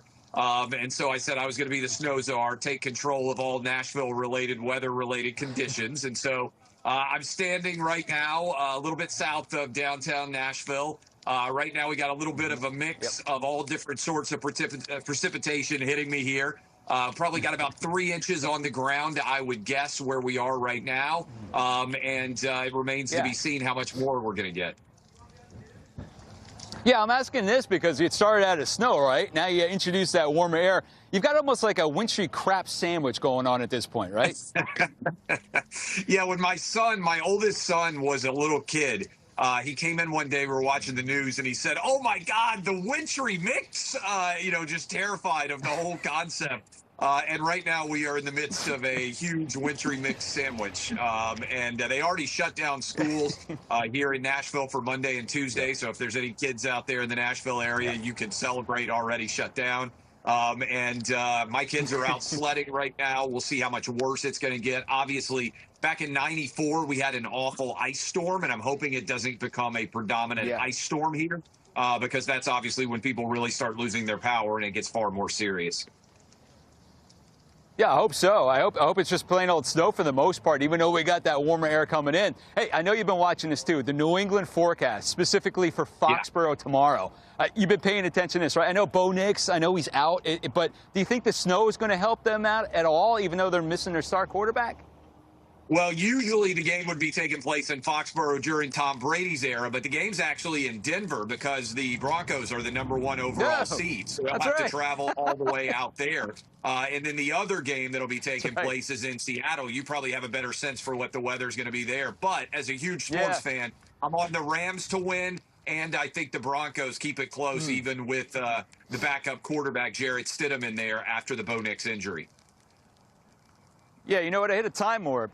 I've been out here in the cold for the last 8 hours. I hit a time warp. You got a bunch of serious which is actually better weather. All I got to focus on is a little bit of sports and a little bit of snow. So you got more serious things to be concerned about. No, dude, listen, I was just in Colorado a couple of days ago, and it was ironic because I left Jersey, and it was a nor'easter. The weather was terrible. I get to Denver. It was perfect. So it's like everything is topsy-turvy at this point. So that's why Nashville, you guys are getting slammed. Yeah, well, look, this doesn't happen very often in Nashville, and people have been panicked all week long. I tell everybody whenever this happens, stay off the roads because Southerners and snow and ice is not a good combo. My wife's from Michigan. She didn't believe me. She got stuck in a traffic jam for 6 hours when a few inches of snow fell when she first moved down here. She doesn't mess with it even anymore now, even though she's a Michigander who's transported south. Oh, my gosh, Clay, I appreciate it. I appreciate the time, too, my friend. Anytime you want to come on Fox Weather, you got an open invitation, man. I appreciate you being here. You guys kill it. This is a highlight for me. I've always wanted to do a Snow Czar weather report, so here we are outdoors dealing with the elements. Thank you, guys. I love it. I love the moniker. Hashtag Snow Czar. Clay Travis from Outkick. I appreciate you, sir. Good stuff. Love to see that, Jane, Bob. I'm going to throw it back to you. Listen. I wish the game was in Foxborough. I wish it was snowy. Right? You know, what the heck? Have Mother Nature throw another wrench in everything, right? All of our plans. I'm sure Ian Oliver is probably very happy that this game is not in Foxborough with the amount of snow that we have coming throughout the day on Sunday. So let's focus in here, Bob, a little more on Nashville, because we do have this transition happening. We've had about, say, 1 to 3, maybe 3 to 5 inches of snow across Middle Tennessee over the course of the last 12 hours. You see the Fox weather beast out here on the roads right now, and that's where, let's stick around in Nashville. We go out to Fox News multimedia reporter Sarah Allegre. Sarah, you've been on Broadway, the heart of downtown Nashville, all these folks trying to enjoy a good time, but, you know, snow, freezing rain. Have you felt that transition at this point? Yeah, absolutely, Jane. You know, over the course of the past hour, the last hit we did with you guys, we were starting to feel that transition. The snow was beginning to subside, now more so dealing with the sleet. And I want to give you an idea of what we're starting to see accrete here.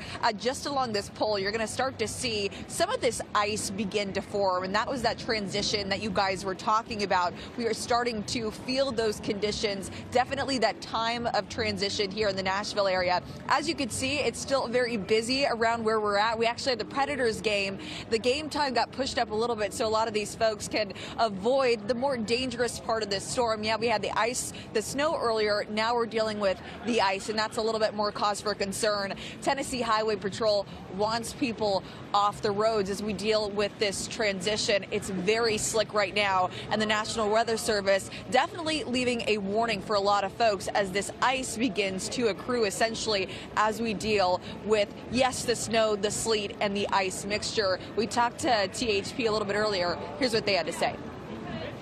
You know, they've had great planning time ahead of time. You know, we're from folks like you sharing the weather messages out there. We want them to stay home. But if they're going to get out, the roads are going to be slick, and it's going to be hard to maintain control of their vehicle. Yeah, the National Weather Service saying with this ice accretion of looking like 5/10 of an inch to anywhere above that, it's going to be nearly impossible to travel. Do you think that wording is correct there? I do. I think it's exactly on point. You know, people can travel some on snow, but ice, you just cannot maintain control of your vehicle, and that's what's scary. When responders have to get out to respond to these incidents, it puts them at danger as well as the person that's stuck. So we're going to do our best to get to everybody, but we want to encourage them. If they do not have to be out, please stay home. Yeah, and that was the message from them earlier, and then especially as we transition overnight into early Sunday morning. But then once this storm passes through, everything is said and done. The warning also here to stay, just given with the bitter cold temperatures that we will experience as we transition into the regular work week. We know several schools are shutting down as well.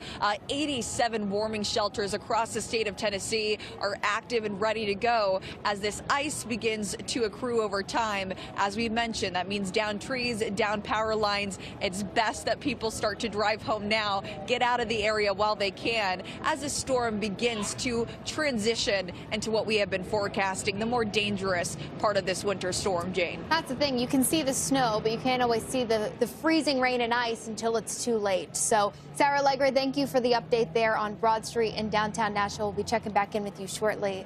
We have team coverage all weekend. Stay right here on Fox Weather. We have nonstop 24/7 coverage through tonight, through tomorrow, into next week. Fox Weather, your Winter Storm HQ. Crews fanned out across every angle of this storm. We'll be right back.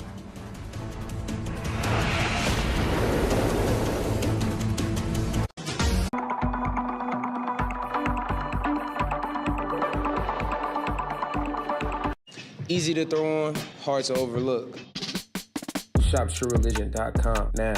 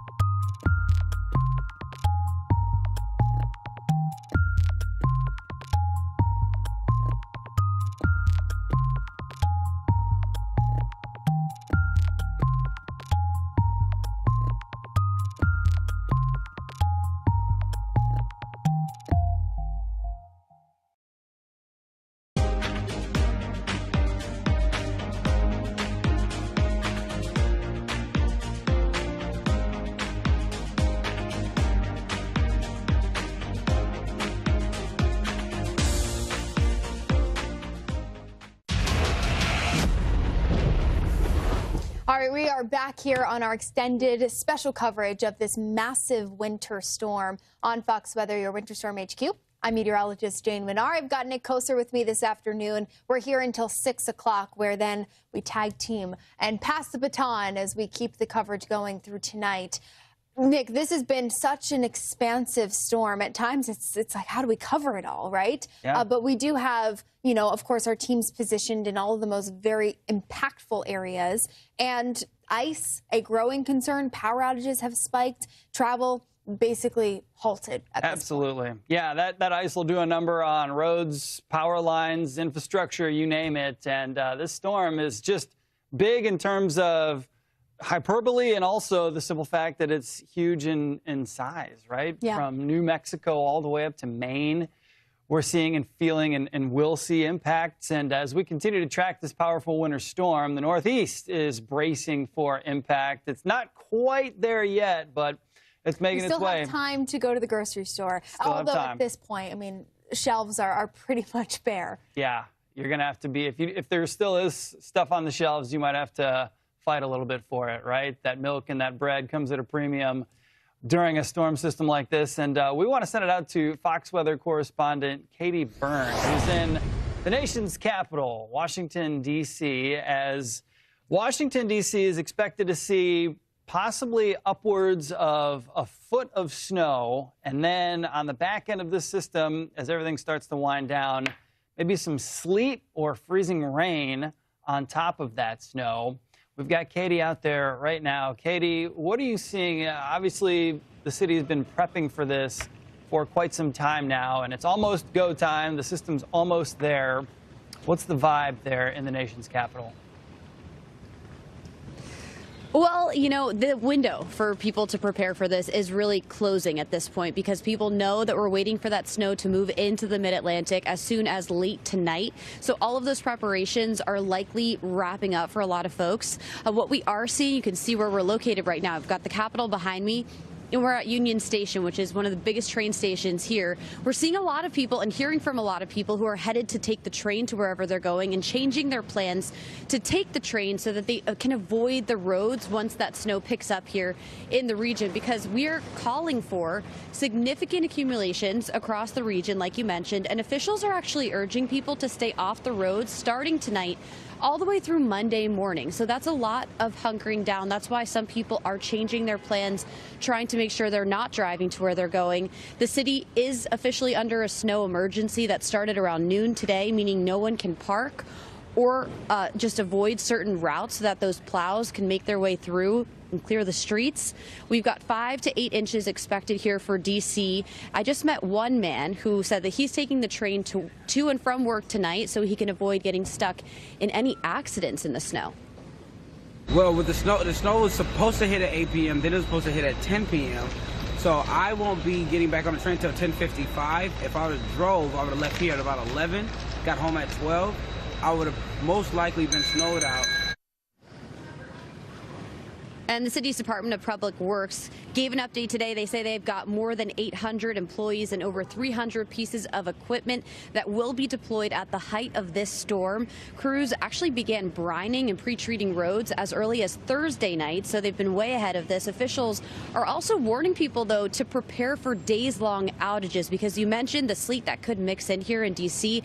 after the snow moves out. It's those days that follow the storm that actually could be more concerning for places like this because anything left over on the ground could freeze over, weigh down those power lines, tree branches and things like that, all things that are at play and officials have their eye on right now as we just wait for those elements to start.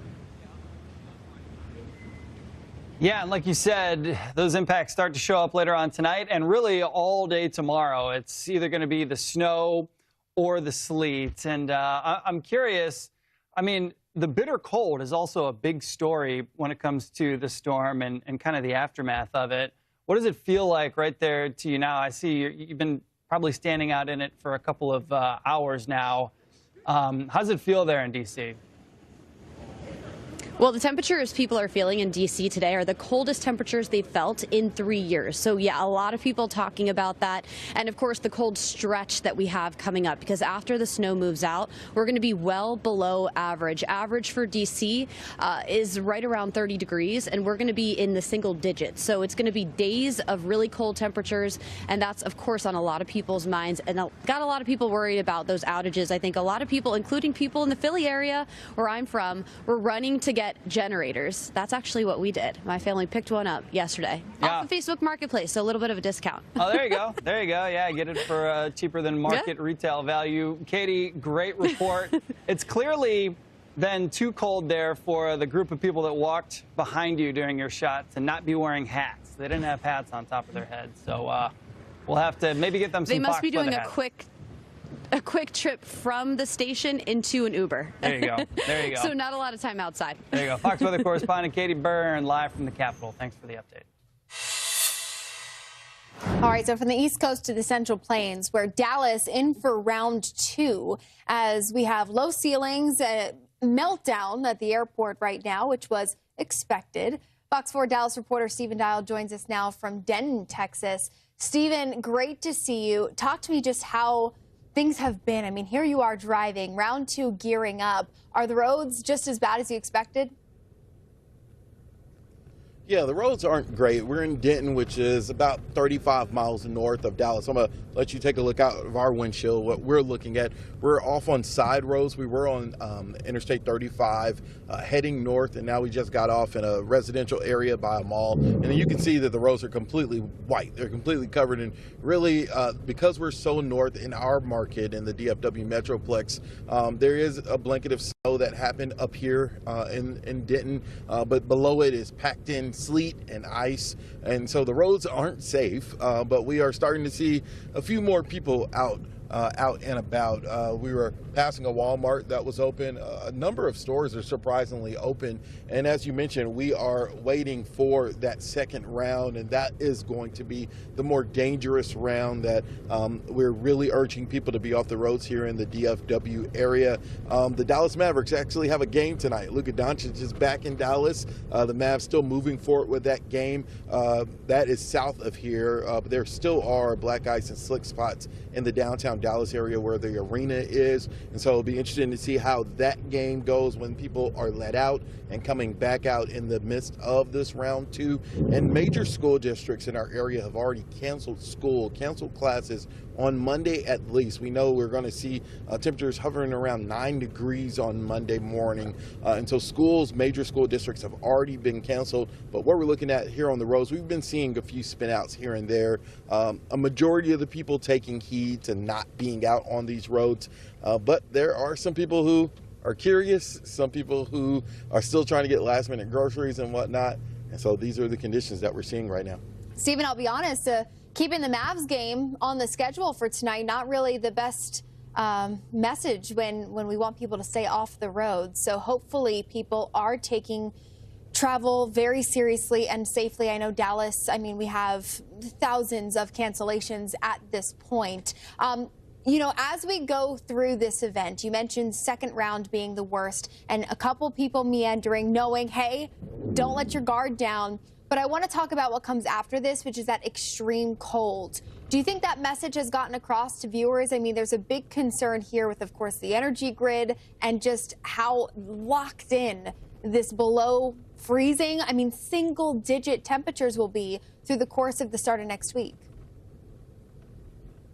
Yeah, bone-chilling temperatures. I was talking to my photographer, Jordan, when our shift started. I moved here 7 years ago from Kansas City, so that kind of prepared me for the cold that we've been having in recent years. A lot of people here are having PTSD and flashbacks to 2021. As you know, that's when Texas was crippled. Our state was in the dark for multiple days, and that was due to the power grid and some other issues. We had temperatures in the teens for about 10 days straight, and so a lot of people learning from the mistakes that they personally made in preparing for storms back in 2021. The University of North Texas is where we are near here in Denton, and they were supposed to have 2 basketball games tonight. They moved them to yesterday to noon and 2:30, their men's and women's basketball games. And I was there in the arena talking to fans, and they were talking about them just learning lessons from 2021 and not making the same mistake. So I think everyone is taking it serious. At the very least, we all know the images that you always see, the bare shelves at the grocery store and people stocking up on things, dripping your faucet and all of those things. One of our reporters was at a hardware store yesterday. They sold out of generators. So I think a lot of people are prepared. It's just a matter of how long will they be patient in their homes and not come out and try to see what you see the people on camera looking about, because things will continue to get worse, unfortunately. Gosh. If we didn't know that this was Texas, I mean, snow caked like this. Gosh, I can't believe it's the plains, but here we are. Freezing rain expected to pick up with sleet as things continue to worsen there in Texas. Denton, Texas, of course, keep an eye on it. Fox 4 Dallas reporter Stephen Dial. Thank you, Stephen, for checking in with us. Of course, best of luck to you and your team out there. Be safe. Yeah, Jen, those roads totally snow-covered, scary stuff. Also, if you do have pictures that you want to share with us of snow, maybe in a more pleasant light, or video, scan that QR code right there and share them with us. We'll share them with everybody else. And if you're not in front of your TV, just go to foxweather.com/connect. You can always upload your multimedia there, and we would love to, again, share it with everybody here on the stream. More Fox Weather's coming up. Stick around.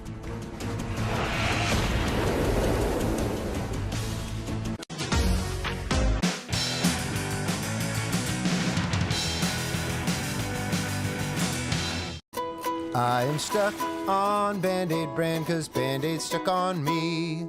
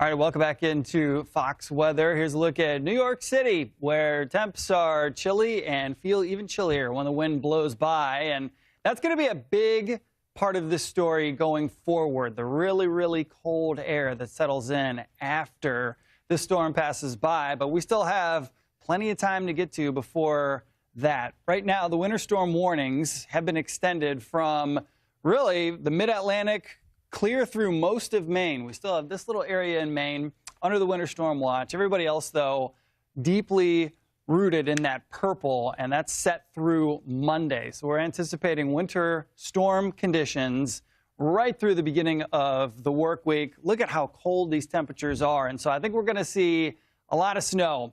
Further south, this is more of an ice storm. You get north of that I-40 corridor, and the snow is really going to be the story.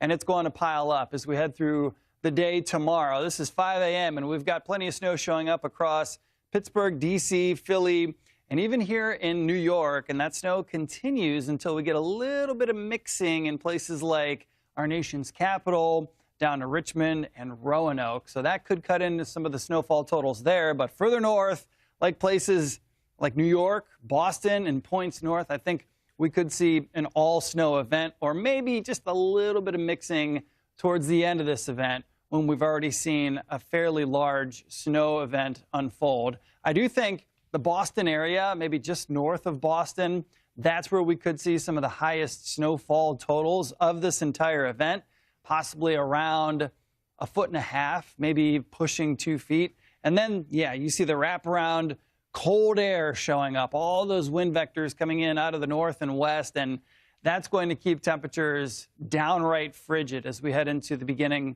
and middle part, really, of next week. So you'll see the snow footprint from this total storm event from Philly through New York and Boston firmly in the pink. So 8 to 12 inches, I think, is a good bet for many. Then you get closer towards, say, the upstate of New York and in some of those spots in and around and north of Boston, and you're closing in on 18 to 24 inches as we get through this entire event. And so here's your day planner as we go through tomorrow and beyond. Tomorrow's the big day for the Northeast and the Mid-Atlantic. So that's when the snow or the freezing rain or the sleet or the combination of the three show up across Norfolk, Richmond, D.C., Philly, and New York. And then it becomes more about the cleanup and that cold air. You'll notice a lot of these temperatures not going to get above freezing. D.C. staying below freezing right through Tuesday. Same with Philly, same with New York City. So a lot of what falls isn't going anywhere for quite some time. And so just know that, and that we'll be dealing with very cold temperatures for a long time. And so those wind chill values really going to be biting.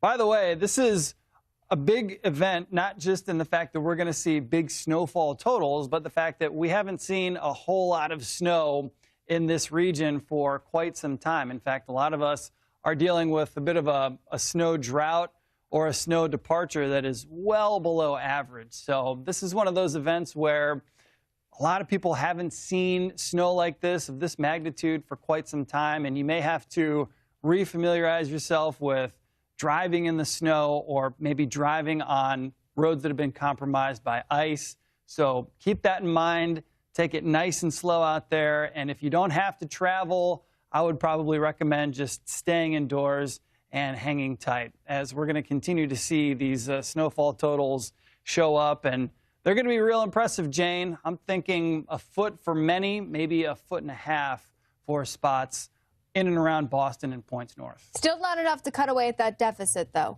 not from at all. 2021. Look at the snow hole we've been in for the I-95. That's why this is so significant. But let's talk more about the cold that's coming, because Chicago, my goodness. I mean, it's smokestack, steam stack galore because of how cold the air is. Yeah, that water vapor condensing from, you know, the top of the buildings. Yeah, it's going to continue for us. So it is a very frigid weekend for millions of people. As of late, over 90 million Americans under some type of cold weather alert, and those extreme cold warnings, they stretch as far south as Brownsville, Texas. Yes, this is incredible cold. And while this is kind of the short term through Monday morning, also want to caution, and Nick had mentioned it, this is the coldest air of the season. We're talking another cold air mass that is going to settle in across the eastern tier as we go into the upcoming week. And that is what is going to prolong the impacts long after the ice stops and the snow comes to an end. This is what is going to lead to perhaps prolonged periods of power outages, which is why we've said it's important to gather all of those, tools to keep yourself warm, fill up those gas cars, power up those, phones, and make sure that you have layers, because with this extreme cold lingering, over 100 record cold low temperatures are expected from the plains to the East Coast following behind this storm system. It's almost as if it's unlocking that Arctic air. For tomorrow, Dallas at 23, 16 in Oklahoma City. Now, the thing is, you have this northerly wind, and now wind chills. Those two will be cut down into the single digits. And then when we see the actual low temperature in the single digits for Oklahoma City, 14 in Dallas, that's when we're talking a dangerous wind chill that could be close to, if not below, 0, where we have a fresh coat of snow. And when we talk about the impacts lingering, right, when you've got snow on the ground and temperatures this cold, doesn't matter how much sun breaks out behind this, that snow footprint, that's not going anywhere, and everything is going to remain a sheet of ice. Look at our wind chill factor. Tulsa, Oklahoma, come tomorrow morning, a 10 to 15 mile an hour wind. It's biting, feels like -7 degrees. Midland, Texas, Dallas, Texas, we're below 0, and we're expecting to see some record low temperatures by Monday as this continues to keep its grip across the southern plains. Like I said, that snow footprint, heavy snow on the ground, especially along the I-40 corridor up to the north, not expected to go anywhere. So dangerous colds up across the northern tier as well, where we started in Chicago to the eastern seaboard. Nick, this is going to be a story that stays with us for days to come.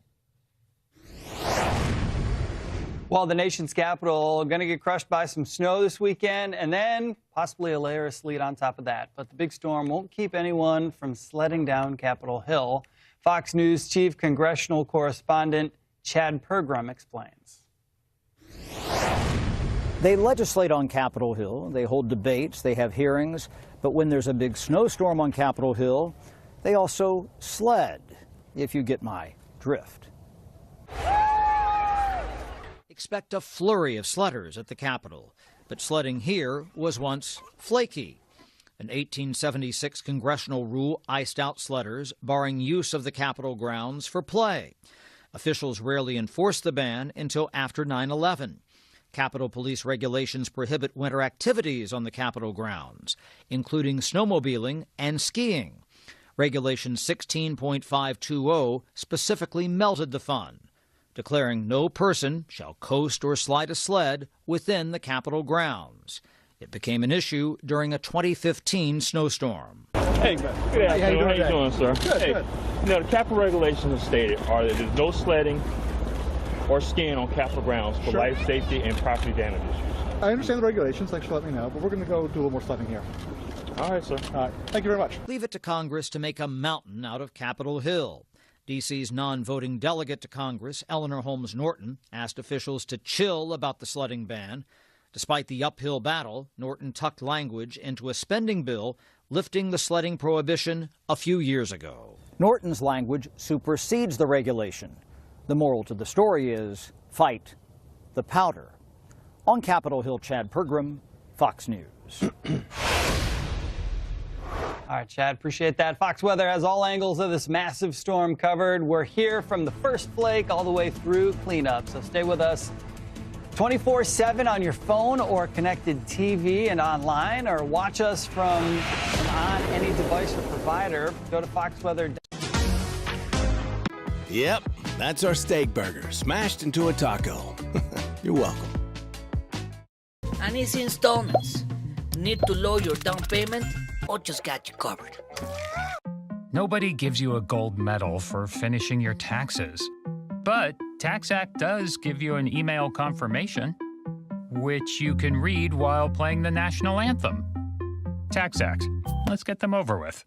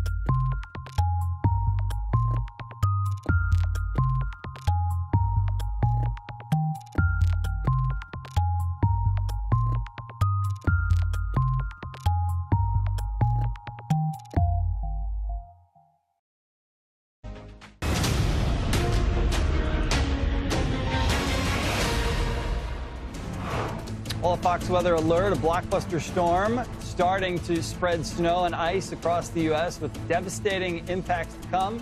Snow and dangerous ice falling across the plains right now and continuing to spread south and east as the storm will impact more than 2,000 miles from Texas to Maine through this weekend. Crippling ice accumulations will weigh down and drop power lines and trees in parts of the south not used to the winter weather. Hey, it looks like a downed power line there out of Corey Gerken's windshield. We've got our Fox Weather storm trackers out in the field. Of course, reporters all across the footprint of this storm. Impacts are widespread with this potentially historic winter storm. More than half of all Americans set to experience sub-zero wind chills in the next week. The extreme cold locking in the snow and ice, leaving those without power shivering for days. And then there's the travel concerns. More than 23,000 flights have been disrupted by this winter storm. This number includes canceled and delayed flights from Friday to Monday. Travel set to be difficult, near impossible on the roads across the storm's footprint. Fox Weather has all angles of this massive storm covered. We're here from the start to the finish, right? So stay with us 24/7 on your phone, connected TV, and online, or you can watch us on any device or provider. Just go to foxweather.com to find out how.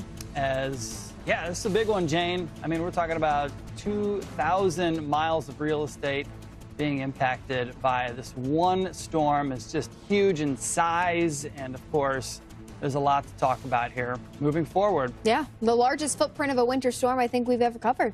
Quite honestly, when you consider just the sheer swath of this, from the plains to New England, there isn't a state that isn't going to feel some type of impact, whether it be severe weather now, a growing risk in the south for tomorrow in the Florida Panhandle, and then we've got ice, crippling ice, and snow upwards of a foot.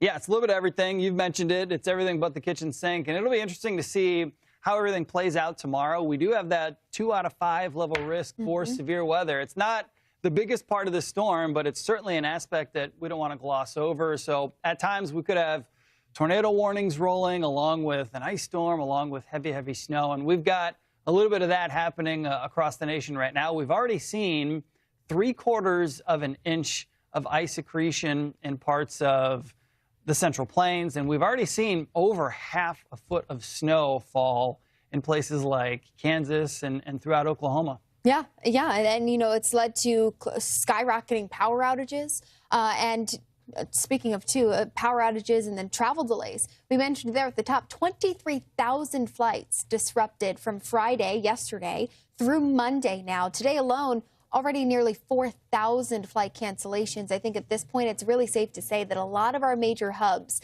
Dallas, Atlanta, and then eventually what we'll see on the I-95 corridor, these airports effectively shut down. Yeah, and you know, that number, that 23,000 number is happening before the storm really starts to impact major hubs along the East Coast, right? Like you've got Atlanta and D.C. and New York City. So still in a way kind of waiting for this storm to pick up. You know, and you know, maybe there are some people at home saying, oh, you know, it hasn't happened yet. Well, wait till we go to sleep and wake up tomorrow morning. And for some of us, waking up perhaps without power, because we know that the icing concerns are greatest after midnight for North Georgia, Atlanta, up through the Piedmont of the Carolinas. And then that snow starts to fill in up the I-95 corridor. Still, I think about what Philadelphia now through certainly Boston.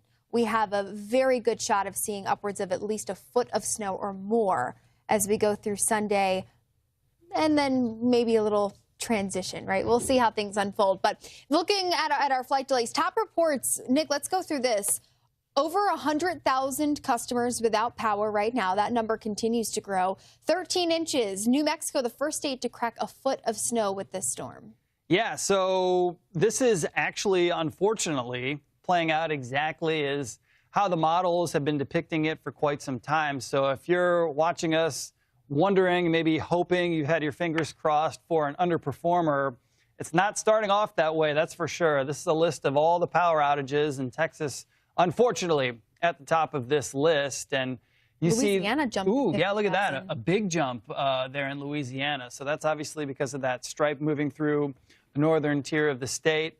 And as we move forward, Jane, Mississippi likely will really see numbers start to spike as well. Yeah, Mississippi, I mean, I'm going to pull up the radar here. You can see all of this pink across northern Mississippi. There is a dry slot here, and I don't want to, for those at home, yes, we've got our eyes on it, right? We know that there's some dry air that's kind of been the distinguishing factor between round 1 and round 2. Round 1 will continue to fill in now across Alabama, Middle Tennessee, now into the Appalachians, the Carolinas, Georgia. So be aware of that. But, you know, unfortunately, round 2 is gearing up. And look at the fill-in across the Lone Star State. More blues and purples on the board now that that Arctic air has anchored in. We've got a really strong pulse of energy that's rounding the horn of the Four Corners. This is going to be kind of the final push, but the most impactful one, I think, as we go through the next 24 hours. It's this southern stream of energy. I mean, look at that bowling ball, Nick, here rounding the corner. That is what's going to lead to more widespread impacts here with this large footprint of cold air. Yeah, what a 1-2 punch. A lot of moisture for this thing to work with, and a lot of cold air. It's not all the time that you see the cold air needed and the moisture needed for a storm of this magnitude. So this historic winter storm continues to be the big story across much of the country, right? Heavy snow and crippling ice, keeping over 40 states on alert. Let's check back in with Fox weather correspondent Brandy Campbell in Oxford, Mississippi. Brandy, you're standing in front of, and to anybody that is just tuning in for the first time or within the last, 5, 10, 15 minutes, they're probably thinking that you're standing in front of a bunch of snow, but that's actually sleet behind you, and that's what the road looks like after a decent amount of sleet comes down, which is a little bit misleading. It is. This is definitely a buildup of sleet. It came down really in the early morning hours up until this early afternoon. You could just hear it just kind of rustling through like trees and some of the bushes. But now we have, for the most part, switched over to freezing rain. That is our dominant type of precipitation right now. And it's what we are really worried about because this is going to lead to that ice buildup. So right now you see the road closure sign. That's because this area, it's known for its rolling hills throughout, and so you have some roads that are pretty steep. So they've closed off this road, and I'm gonna walk you guys around to show you why. It can get very dangerous in some areas when you see such a steep decline, a hill, as we're seeing right here. And in fact, while people can't drive here, or they shouldn't go around those road closures, people did come here to go and sled earlier. They didn't stick around very long. I'm sure this was a tiring hill to try to come back up and down, but this is what you're looking at. So right now, we are still forecasted to get about 3/4 of an inch of ice accumulation going into Sunday night. And again, we're just really in the beginning of the ice, the freezing rain, I should say, taking over precipitation wise. It's starting to obviously accumulate on the trees. You can see they're becoming gray off in the distance with that ice just building up on them. And in some areas, the trees, they are also starting to droop. Honestly, if we look just right here, you can see this tree on this utility line right there. And so the issue begins there. Once they get more ice built up, it's going to continue to droop. And in some places, it could take down those power lines, those utility lines, fiber lines, whatever it is, and cause outages. So right now in the state, we have a slow rise in power outages. They are at just over 2,300 customers that are without power. Most of those outages are in the county to our west right now, Panola County, but it's still a growing concern. Right now, from Holly Springs going east to Tupelo, this is a region that the National Weather Service actually highlighted that they have the most concerns with the freezing rain that's coming down. So again, this is our big concern, the roads, ice accumulating on trees, power lines causing outages. Earlier today, I was able to speak to the mayor here in Oxford, getting her take on at least the road conditions, something they can try to help. Take a listen. We put down 6,000 gallons of brine on Thursday and Friday, and it really paid off. So, the danger is that people are getting a real false security with the success that we're having clearing the roads. And after dark tonight, they're going to become treacherous. And honestly, when that freeze is over tonight, tomorrow, there just may not be much we can do. All right. So the main thing we're hearing, not just from the city, but even the Mississippi Department of Transportation, they're all asking people just stay off of the roads, especially now, because this is the time when the freezing rain is really starting to impact us and build up on surfaces.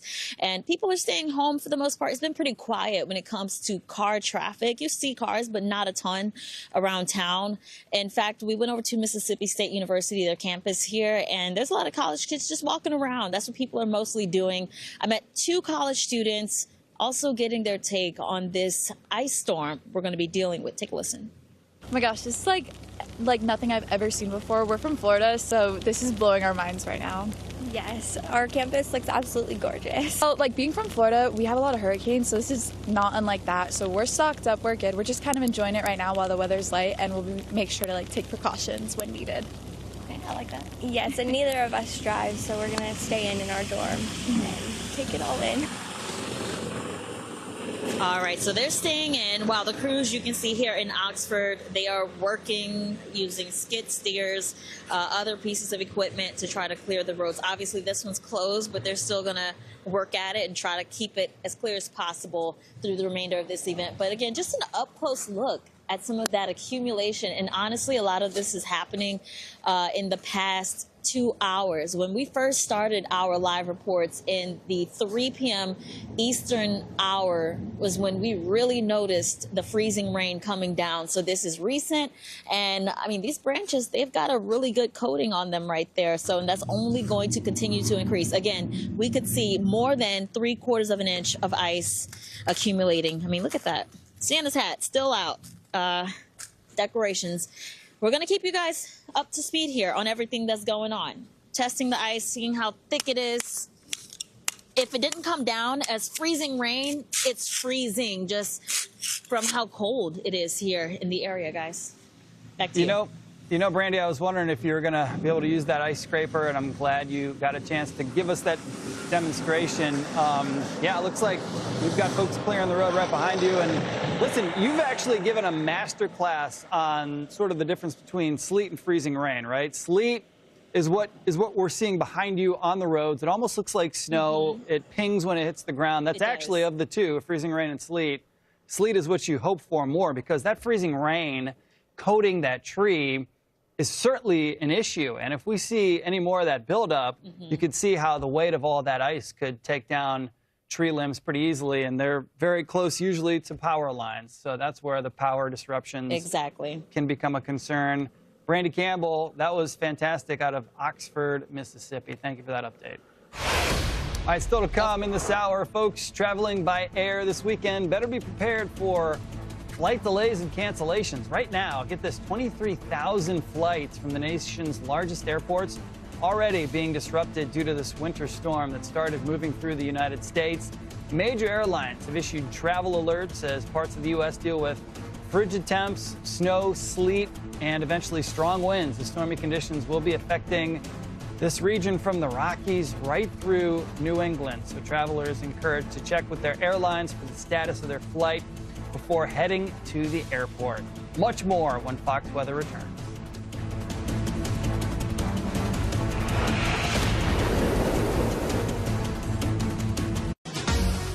Here we go again.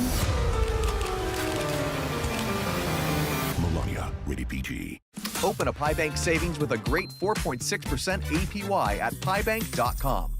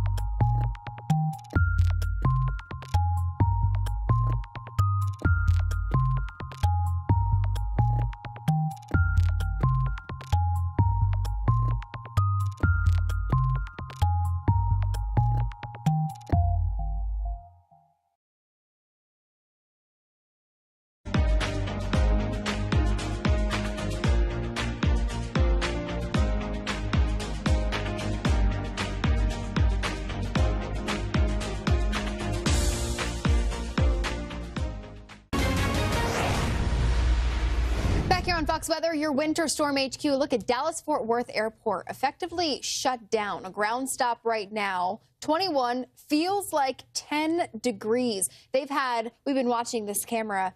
They've had crews out there on the tarmac, clearing away some of the snow and sleet, more so sleet, that has started to accumulate there. You can see a couple of American Airlines. American Airlines, by the way, about 40% plus flight disruptions today and then through this weekend. So right now, freezing rain reported at the airport in Dallas. We're expecting to see travel impacts linger, not just through the duration of this storm, but well into next week. And look at this. I mean, we can officially put a distance to this winter storm as it now spans more than 1,600 miles from Van Horn, Texas. Check that out. Far west Texas, all the way to Hot Springs, Virginia, where that snow shield is beginning to creep closer and closer to the I-95 corridor, where, yes, we are still expecting upwards of nearly a foot of snow from Philly to New York and certainly up through Boston. But let's zero in on the plains because this is round 2.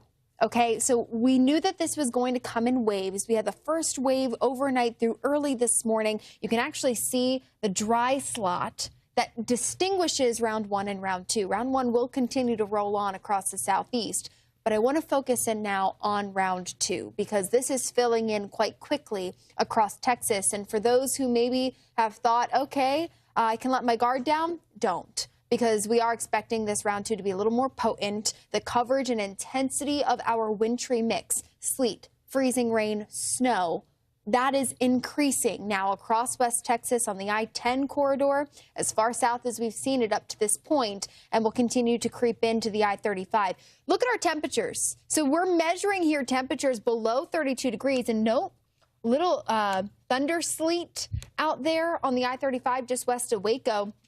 Austin dropping to 28. I know Houston a little nervous at this freezing line and how quickly it's encroaching in on the outer suburbs. So when we talk about freezing rain, what do we mean? Well, you have very cold, dense air that's below freezing, so that's going to hug the surface. At the same time, we have this low-level jet kicking in. It's a conveyor belt of winds that's going to overrun about a mile high and transport that warm, moist air out of the Gulf. And now, too, with this area of low pressure rounding the Horn of the Four Corners, that's also introducing a little more Pacific moisture. And so that's why this second round is expected to be a bit more potent. And because you have such cold air at the surface, and you have about a mile high, you always have to think of the atmosphere like a stack of pancakes. We're layering things up the higher we go. And so at the surface, that very cold, dense air that's below freezing, then you get a warm nose that tugs in about a mile high that's above freezing, 32 degrees. And so as we have that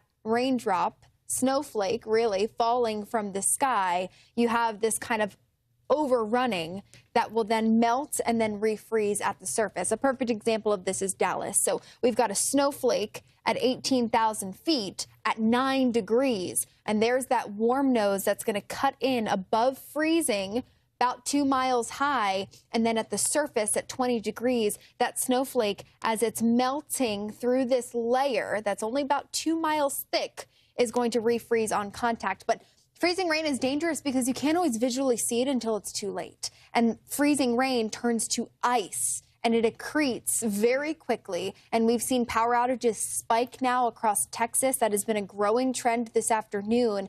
Northeast Texas seeing the bulk of our power outages right now, but we've seen it expand along the I-20 corridor into northern Louisiana and central Mississippi. Now both the state of Texas and Louisiana with over 50,000 customers without power. And there's a growing concern here with this icing profile for Texas, Louisiana, the Mississippi Valley, and then into the southeast. We could be talking millions of people without power as we head through the end of this weekend. But at the same time, how much more icing are we expecting? Well, I can tell you right now, Austin has been upgraded to that ice storm warning. And Nick, Dallas down to Austin on the I-35, we could be talking an additional quarter to half an inch of ice accreting through tomorrow. Scary stuff. Hopefully that doesn't turn out quite like that, but certainly be prepared for it to happen. As here's a look at Kentucky's snowy roads. This is in Princeton, so this is a live look at what this looks like with our exclusive storm tracker, Corey Gherkin, who's braving the roadways there. And let's talk to him a little bit for an update. By the way, Corey, we started this hour with, I believe, an image from your vehicle. Was that a down power line that we saw? Oh, no, we're sitting in West Point, Mississippi right now, and the freezing, we just hit freezing. It's been like 31, 32 degrees here, so we're actually looking at a tree. There was no glaze on it maybe 15, 20 minutes ago, but you're starting to see like ice accumulating on the tree branches right now. So it's raining so hard right now. It's just actively like piling up on these trees right now, right in front of us.